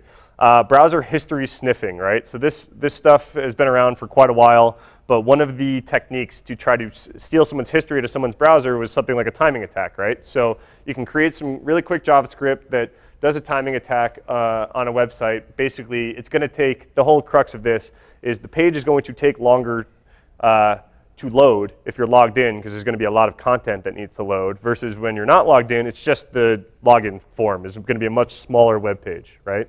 So something like Gmail, you have to load your whole email box. That's going to take a lot more time, measurably different time than the login box on Gmail, right? This, again, it's a technique that's been around for quite a while. Network jitter kind of stops this, makes it a little bit less practical. But even easier than that, back in 2008 is when this one came out. This was really easy. Okay, what happens when you click a link? It turns purple. Let's just check the CSS and say, okay, let's load up a bunch of links in an iframe and check the CSS if those links turn purple. Now all of a sudden you know if someone visited that web page or not, right? Back in 2010, the web browsers all fixed all this and said that, hey, there's no practical reason for any website that you're on to know what your CSS is doing. So you just can't even check CSS anymore for this particular thing.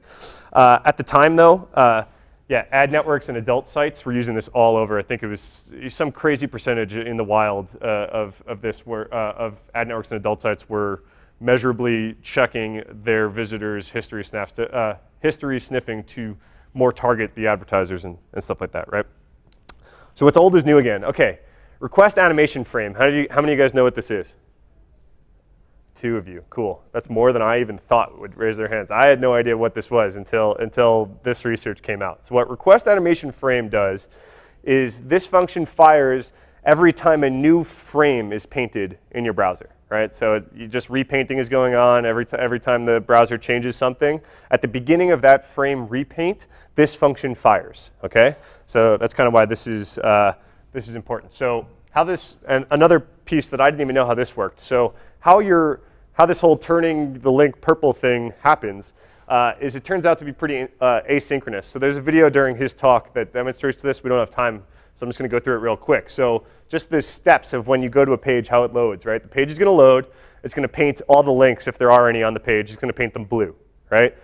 It's not going to wait to load the page to see if the person had been there before, right? So what happens is it fires off a asynchronous call to the history database locally on the browser. It's important that it's asynchronous, right? Because who wants to wait for a whole page to load to figure out if we should turn links purple or not? That's pretty low on the priority of a page loading, right? So that's going to fire off this asynchronous request. A bunch of frames are going to go by, and then when that callback comes from the history, it's going to say, okay, hey, repaint, and if there was something visited, repaint it purple, right? But at the beginning of each of these frames, right, in this movie strip here, that request animation frame function fires, right? So that's also important to know. Okay, so sim it down now, right? So we have to, how are we going to slow this down so it's measurable? This is a timing attack, right? And as we know, timing attacks are not very reliable over the internet because of all sorts of jitter, right? But if we can slow it down, if we could slow this repainting down to something that's a measurable time difference, we could start to tell the difference, right? So what Paul does is he puts a whole bunch of links on a page, right? He gets all GeoCities on it and puts all sorts of shadows and all sorts of weird effects that we thought were cool back when we made our AngelFire websites, right? And it turns out that all of this, the more pixels that you're actually using, will affect the time that it takes to repaint. Kind of makes sense, right? It's small, but if you expedite this a little bit bigger, right? If you have 100 links in a frame or something like that, and you start throwing this shadow, the milliseconds get to be a little bit more measurable, right? That's how it works, right? So we're going to load a frame with a ton. I kind of just went over this. We're going to load a frame with a ton of links to one URL. This is the one URL that we want to see if this user visited, right? We're going to put all the shadow and all the crappy web dev stuff on it, right? we're going to hijack request animation frame, right? We're going to hijack that function to actually fire our timing, right? We're going to time how many times, how long it takes this repaint to happen, right? If there's one slow frame, if one frame is slow, right? It's still milliseconds, right? But if it's slower than others, that means that's the first repaint, that's the initial repaint, and it just painted all the links, right? If there's a second slow frame, that means it needed to repaint those links and turn them purple, right? So here's his demo website. This is actually a video from his thing that we're not. Is this? No, we don't have a video here. Right? This is just a picture, right? So if you want to watch the video of this demo and go check out this website, I included the YouTube link here real quick. But all those hash signs on the left, that's the 100 or so links that he's populating to one URL. So he's going down this list on the right, and he's saying, okay, did they go to facebook.com, right? Okay, let's make every source value of all those links to facebook.com and watch this repaint happen. So now you're going to see in the timing attack, right, in these 4 columns. So that's the frame repaint times. So the first column you're going to see they're all in the 70-something millisecond range, right? Then the second frame is 0, or it's 0 for almost all of them, right? Then the third frame is where you're going to tell if something has been visited or not, because the longer ones in the 60 to 70 millisecond range are the ones that have to turn purple, and the ones that are in the 1 or 0 millisecond range didn't need another repaint, right? So his green check marks there are what this website is guessing were visited. So he got it all right here, right? So this tool proved that he got it all right by doing this timing attack. Really cool stuff. If you want to watch the video, I highly recommend it. Okay, so part 2 of this attack. So that's history sniffing, really cool, right? So part 2 is where the pixel perfect timing comes in, right? So a whole bunch of other crap I didn't know existed, like request animation frame, is this FE morphology stuff. Yeah, enter SVG. This is all sorts of new functionality that's brought in with HTML5 and that we can do cool things to graphics. So 2 of the things that we want to do, this FE morphology tag, how many people have heard of this? 1. Okay, even less than request animation frame. That's what I thought. No, put your hand down. FE morphology, what it does, if you can give it an image, and this is all in HTML, it can change that image. But the 2 things that we're going to focus on are erosion and dilation of that image. We can either make it thicker or thinner, right? Because magic, who knows, right? But this is potentially pretty slow, right? If it has to go through every pixel in an image and figure out if it needs to make it thicker or thinner and the colors around it and all this kind of stuff, it's going to be pretty slow. So what the browsers did, I think Mozilla started it and all the other browsers copied, was they wrote some optimized code that could just go down the left-hand side of the picture in certain situations, and that's way faster, right? Instead of going through every group of 4 pixels or something like that through the whole thing. This can be used when it's like a solid color, right? Instead of a noisy image. So if it's a noisy image, like the one on the left, like static or something like that, it's going to need to go through all of it to figure out what it's going to do, right? Which is going to be slower. If it's a solid image, it could just go down the left side, going to be much faster, right? Now there's another FE HTML function that I didn't know exists. FE composite, right? And that has an operator that you can multiply images. Of course, you can multiply images. Who knows, right? I don't know the legitimate purpose of this, okay? But you can multiply images together, and all we care about for the purpose of this research is if you take a solid image, like just a black image, and multiply it by a noisy image. So this is important. If it's black, if it's all dark, and you multiply it by a noisy image, you get an all dark solid image. If you take a white image and multiply it by noise, you get noise, okay? That's all you need to know about this multiplying thing for the purposes of this, right? I don't know why, but that's it. So real world usage, right? So we can create an iframe, right? You're the owner of a website, you create an iframe, people who visit your website can, this iframe is going to load. We're going to take a snapshot of that iframe in time because you don't want the things in the iframe to be changing while you're trying to read these pixels out of it and try to read what's in the iframe, right? So we're going to take a snapshot in time. There's going to be there's another SVG threshold filter that can change every pixel in that image to either black or white, right? Which is important based on this weird multiplication thing, right? So we're going to take the image, we're going to make it either black or white, and then we're going to do the multiplication by the known noisy image, and then we're going to profit, right? Because that has to be the last step in any step thing. So we're going to watch a video real quick of this demo. So what you're seeing here before I hit play is in the top left, he's kind of zoomed in on the iframe that he created. So he created an iframe of, I think this was, it was like a Google Plus comment box, okay? So for whatever reason, so that, you know, Google lets you iframe that kind of stuff in so you can include Google comment boxes on your website. And there's all sorts of cool information in there, like your name, your phone number, all sorts of stuff. So he's gonna read, I think it's this one too, no? Okay, whatever. So he's gonna read his name out of this iframe, pixel by pixel. And okay, so you already see he already changed it to black and white. I skipped that part. The right is gonna be his output, what's coming out of it. And the bottom, it's gonna be hard to see in this video, but that's the pixel that he's currently, the resulting of the multiplication that he's currently looking at. So you're gonna see black, and then you're gonna see kind of a noisy black. So that's why it's kind of hard to see, but that's the resulting pixel by pixel. And you're gonna see him read out of this iframe, right when he clicks start here. He's kind of calibrating to the whole thing, and there he goes. Pixel by pixel. So you can kind of see the multiplication results changing here and there. I think the smaller one is the noisy one. It's kind of hard to see. If it's slowed down, you would actually be able to see the difference. But there he goes. He reads his own name out of an iframe, right? Which you're obviously not supposed to be able to do. Read the contents of an iframe. So we thought we fixed this a long time ago. Boom, this attack is back. But problems with this. It's a bit slow. You saw it took a little while to go all the way through this whole image. The result is an image. It's just resulting in another image, right? So you just get an image, so a human actually has to look at this image that comes back, right? So what if we wanted it to be faster and we wanted the result to be text, right? We don't want a human to have to look at it. We just want the result to be text so that it can be fed into a program and all this kind of stuff. Well, one thing you need to know if you want to do text is you need to know the font that you're going through pixel by pixel, because every font is going to be different, right? Well, it turns out that source code has a standard font, and that you can iframe, you can put a source in an iframe of view-source and then the website. So you could just iframe the source code of some website, all standard font, right?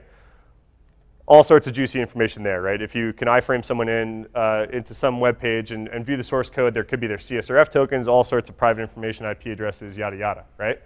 Okay, so how this whole font breakdown works really quick. I don't want to spend too much more time on this one. But okay, so what you're looking at here is this is all of the hex character set, right? And you're looking at a heat map.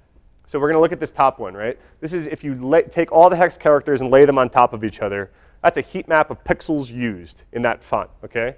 The red ones are not necessarily the most used. The red ones are exactly half are used, okay? So what that lets you do is pick a pixel and then divide it in half. Okay, exactly half did use this pixel, exactly half did not use that pixel, and so on and so forth. And you can create a binary tree here so that you can narrow down the number of pixels that you need to read to reliably read some text, right? So in hex, do I have the notes here? Yeah, so in hex, you just need to read 4 pixels. If you read 4 pixels, you know the character, right? In alphanumeric, you need 5, and full special character set, you need 6, right? So one more video here, and then we'll move on.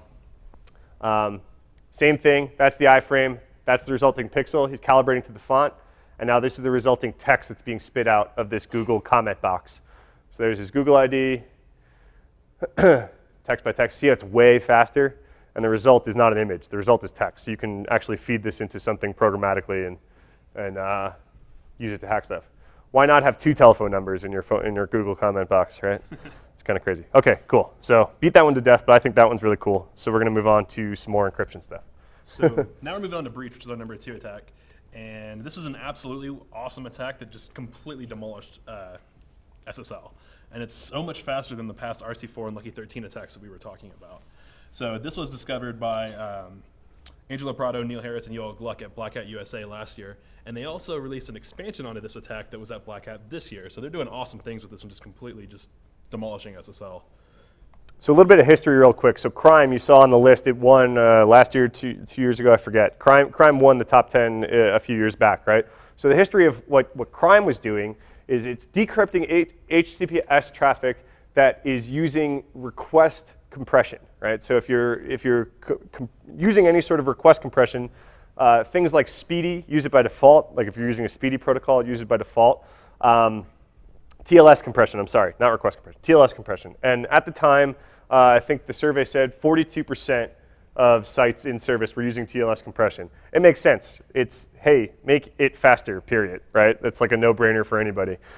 So that's really the important part to know about crime. It just kind of decrypts any TLS traffic that's being compressed, right? So how this compression works. So, okay, so breach, instead of using TLS compression on the request, it's worried about the compression on the response. So things like gzip compression, which you guys are probably pretty familiar with, it's really, really popular. That's what breach is attacking. So a little bit of how this compression works, right? So the one that we're going to focus on is this top one right here. So you can kind of see what's going on. Anytime a string is found in the response, the first time that string is found, it's left alone. But any subsequent time that that exact string is found again, a pointer is assigned to it to point to that string earlier in the text, right? So in this case, Googling the Googles, the OOGL is the same string, and so the compression result is going to say, hey, go back 13 characters, go forward 4 characters. It's going to be way smaller. It's going to compress a pretty significant amount. So in real world, right? So this is in HTTP responses, right? Say we had some ability to inject some text into the HTTP response, and we're going to start brute forcing some super secret thing, right? How this attack is going to work, the size of the resulting response, right? So if you're brute forcing this super secret and you have everything but the last letter, that last letter isn't going to compress correctly, right? So say we just had this X, right? You're going to get the whole string is going to compress except for the one you don't have right. So the resulting response is going to be 38 bytes big. As soon as you do get that right, it's going to successfully compress that one more letter in, and you're going to get a response that's measurably smaller. So that's kind of how this attack works. In order to have this work, you're going to need, it's kind of similar to like reflective cross-site. You need an in. You need something that you control in the source code, right? These researchers called it a canary. I kind of like that analogy, right? This is your canary that you're going to use to brute force into this. So a couple things that you need for this to work. Obviously, you need compression. It's all over the web, all browsers support it, no big deal there. Also, it's better if you have fairly stable pages, because we're looking for reflection, we're looking for a certain value there, be it a CSRF token, an OAuth token, whatever it is in the response that we want to target ourselves. The more dynamic the page is, they can still do it, it just takes a little bit longer. If the page is completely static, about 30 seconds they can get whatever secret. We need SSL, something that we're actually looking for, and then we also need some type of successful bootstrap sequence. So we need to kind of have 3 characters that we already know are going to be correct before we can continue on. However, the entropy of those 3 characters can be really low. Like that canary, that CSRF token, it's what? Lowercase, uppercase, and numbers. For only 3 characters long, that entropy isn't exactly too high. And this is what's required for breach, to actually strip this in 30 seconds, right? This isn't necessarily required for the strip. Yeah. Now, so you know, your basic man-in-the-middle scenario, the attacker needs to be on a LAN because he needs to get the SSL traffic. And moving on, because we're getting kind of low on time, this is just their basic command and control server, which is just basically performing all the logic and doing the decryption. This doesn't really have to do with the actual hack. This is like their exploit. These are like their tools that they were using for it. They didn't open source it. They just kind of said, hey, you can throw your site in here and we can see if we can breach it. Not really too important. So this is part of their, a snippet from their live demo at Black Hat where they pulled that CSRF token out from Outlook Web Access. They had some really cool Mission Impossible music playing during this, so if you're a fan, I would watch their Black Hat talk. So here you can see a couple of the past requests that were going by in Chrome, and if you look at the bottom, they were able to get the entire thing in 43 seconds in about 1,120 requests. That's a whole lot better than 8 million for Lucky 13 or 1 billion for RC4. 1 billion for RC4. This is extremely realistic, right? Okay, so mitigation, what do you do to fix against this stuff, right? Well, easy one is disable your compression, but good luck winning that battle. Hey, do you want to make your website slower to make it more secure? Yeah, you're gonna get laughed out of the room, right? So some other things that you can do, and we actually at White Hat upped our bar for what was good enough for a CSRF protection because of this attack. We used to allow CSRF tokens to stay the same for an entire session, because that session should be encrypted the entire time. But now that if you're using compression, that's not the case anymore. We upped our bar to you have to have your CSRF tokens be dynamic per form in order for it to be good enough if you're using compression, right? Yeah, so the dynamic secrets. If you want to do, there's some hacky other things to do this. If you want to chunk your responses, that'll throw them off. You can XOR your whole thing. It's all pretty dirty. The real one is throttling and monitoring, right? Even though it's only 1,100 requests versus 1 billion, that's still something that's measurable, right? Hey, don't let 1,100 requests go to the same IP with the same cookie and CSRF token very, very quickly, right? That should spike some sort of anomalous anomalous behavior. Cool. So number 1, mutation XSS. Now, has anyone heard of mutation XSS or MXSS yet? Cool. Couple people. Cool. So that's still not enough. We all know about reflective, persistent, and DOM XSS. We've heard about that for years. So now there's a 4th XSS that we need to worry about, and this was discovered by Mario, who's he's the god of XSS. This guy loves everything in between tags and just absolutely demolishes it with new research over and over again. So mutation XSS is a way that we are going to trick the browser to formulate our injection for us. So say we give it A, the browser is going to give us B. A gets by the filters, A gets by the IDSs. When the response comes back, thank you, browser, you gave us the XSS. So just to give a quick history, let's just go through like what the problems typically are with XSS and how they're really not that hard to fix if you think about it. Reflective XSS typically comes in through the query string, URL parameters. Big deal. We validate input, we encode output, problem solved. Persistent XSS usually comes in through post requests, file uploads, saved on the server somewhere. We can still fix that with output encoding, input validation, and then heck, you can even diff the responses that you're expecting to see. Like, this is a good response, this is a bad response. The bad response is something different, you should probably take a look at it.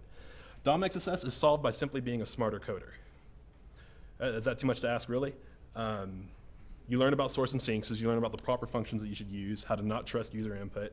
So you would think that with proper whitelists, proper usage of CSP, XSS whitelists, the proper protection headers, we should be able to mitigate XSS fully. MXSS just shows us that there's another little kink in JavaScript that's always doing magical stuff to make things different for us. So a little bit of history. Back in IE4, Internet Explorer gave us access to editing the DOM with inner HTML. It was a lot easier and a lot more convenient than the traditional way of doing it. Like the DOM way would be, you create an ID, create a div, create a tag for it, add it to it, append the childs. It's a little bit of a headache. The inner HTML way, create the tag that you want, make it object-oriented, you add the objects to the inner HTML, and then there you go. Real easy. It's easy, it's fast, it just works, everyone does it. Now, if you go through code searches for how many people are actually using inner HTML in the wild, no surprise there, it's a butt ton. So 184 in code.google, almost 1.2 million in GitHub. Of the Alexa top 1,000, he found 745 websites using it. This is not surprising, everyone uses inner HTML. So what we'd like to assume is that inner HTML would be idempotent. So whatever we give it should be what comes out. If we give it A, we should expect to have A coming out as well. There's a little tool on the HTML5sec cheat sheet, just /inner HTML, where you can test this depending on which browser. This is a great website overall, even not just this attack. If you guys are interested in this stuff, HTML5sec.org has one of the best HTML5 cheat sheets, the best HTML5 cheat sheet out there. It's really, really good stuff. Yeah, so I've recreated a demo real quick from IE6, which is screenshots. So what you see going on here is we have 4 different frames. The top one is going to be the input that we give it. The second one is going to be that being rendered. The third one is going to be after inner HTML has tainted it, and then the fourth one is going to be what that renders. Does that bottom left part cut off a little bit? It sure does. That's perfect. It's okay. Let's see how bad. Oh god, that's actually pretty rough. It's okay. Okay, so I'm just gonna explain what's going on. Man, that is awful. Okay, so essentially what's going on here is that if you just make a tag, like a strikeout tag with some content in the middle, foobar, no big deal. You see that it's stricked out, but look at the third one. You can see that S is capitalized, right? So what inner HTML has done is it actually took our S tag and it capitalized it. No reason for that to happen, but that's all right. It was the standard in HTML4 that HTML tags are capitalized. Okay, so the browser's just trying to help us. Now here, if you don't show a closing S tag, just look at that third one again. The browser or inner HTML supplied it again. So we didn't put a closing tag in there, but it thinks, hey, maybe you're a bad developer, you forgot to close your tag. Can you guys in the back see the top one? You can't really see it. Oh. We left off the closing S tag, okay? Yeah. It kind of stinks that you can't see it. So we left off that closing S tag, and the browser added the closing S tag for us and still struck the text out. It said, hey, you were silly, you left this out. Of course, you meant this. So it does it for us, right? So here what you have is a div tag with an empty string class, and the div tag is not closed off. So if you look there, if you can see it, you're going to have just an opening div tag with no class equals empty string. Because once inner HTML has been applied to it, it sees that class doesn't have a value. It's going to strip it, save some computation cycles, and then just kind of try to make things faster. And thanks for closing our tag again. Yeah, and close the div tag again as well. So here we have just class equals tests, quote delimited. If you can make it out on the third screen down there, now class is not quote delimited. because it knows that class equals test. Again, it stripped out 2 characters to try to optimize things to make it a little bit faster.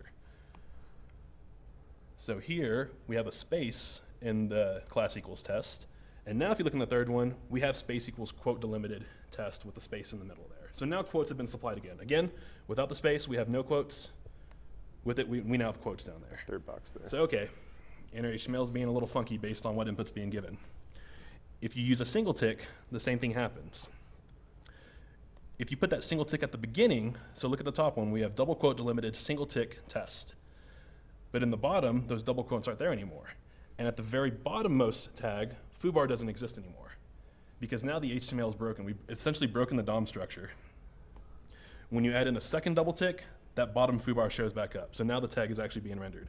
But what it thinks is happening here is that class is an empty string, and then we have an empty attribute named test.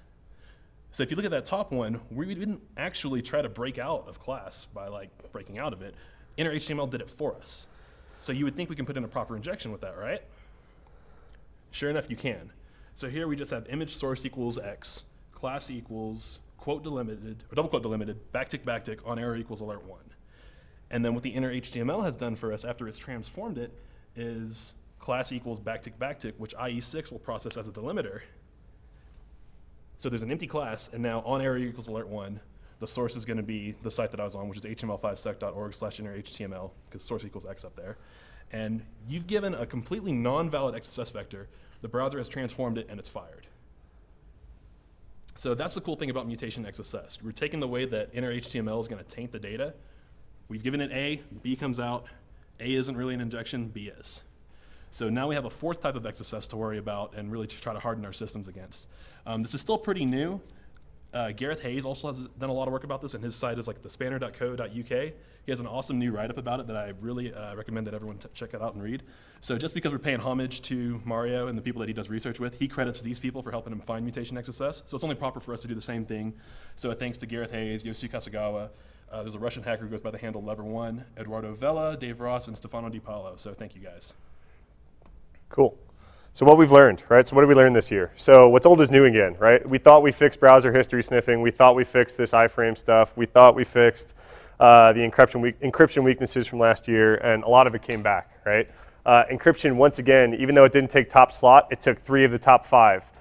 It says that the community really respects the amount of research that goes into encryption research. It's way above my head and pay grade. So yeah, we just want to thank those guys. They're academic and it's phenomenal, even though it's all theoretical right now. It's really, really deep level stuff, and the community still appreciates it. And creativity, that's always something, you know, the GIF-R attack back in the day, the pixel perfect timing this year. These are things that are really out of the box thinking.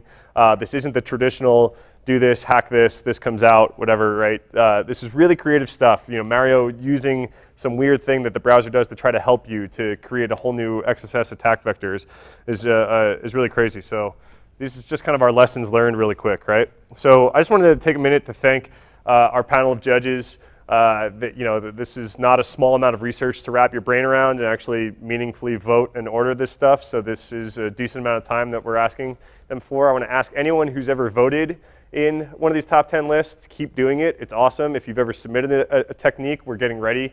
We're gearing up for the next year's list already. Please, you know, submit us techniques, and when we put watch out for the links. You can watch our Twitter handles or anything like that to actually vote on the top 15. Without the community voting on this stuff, this list wouldn't exist. Yeah, so it's completely community driven. So yeah, and this is just our way of paying homage to all the researchers, you know, all you guys out here. So thanks everyone.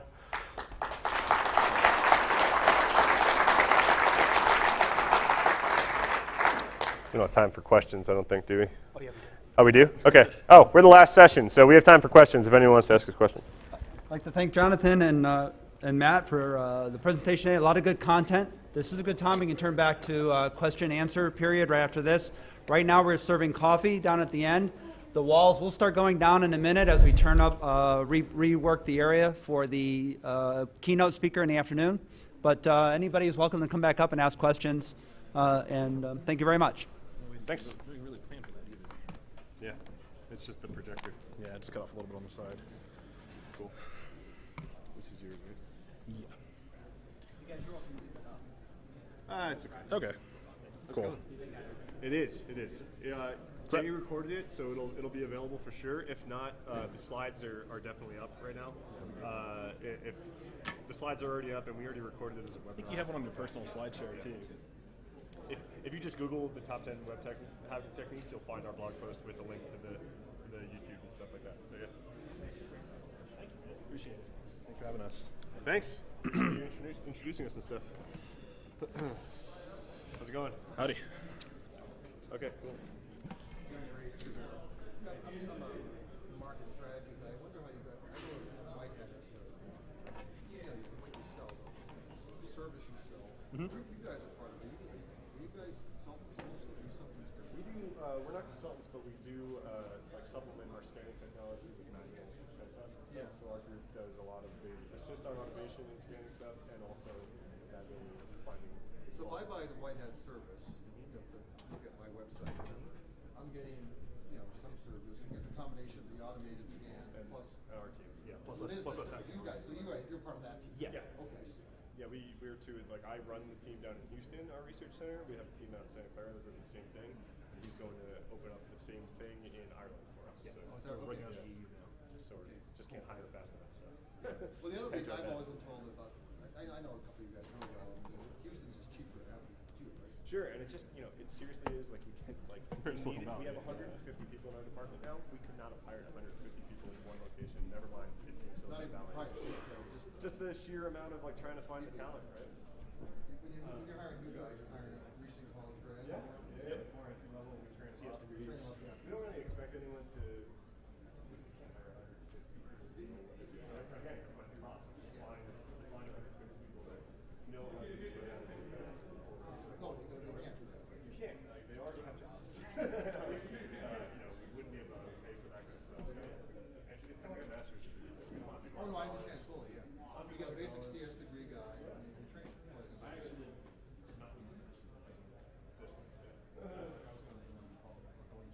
Yeah. So what the reason going to Ireland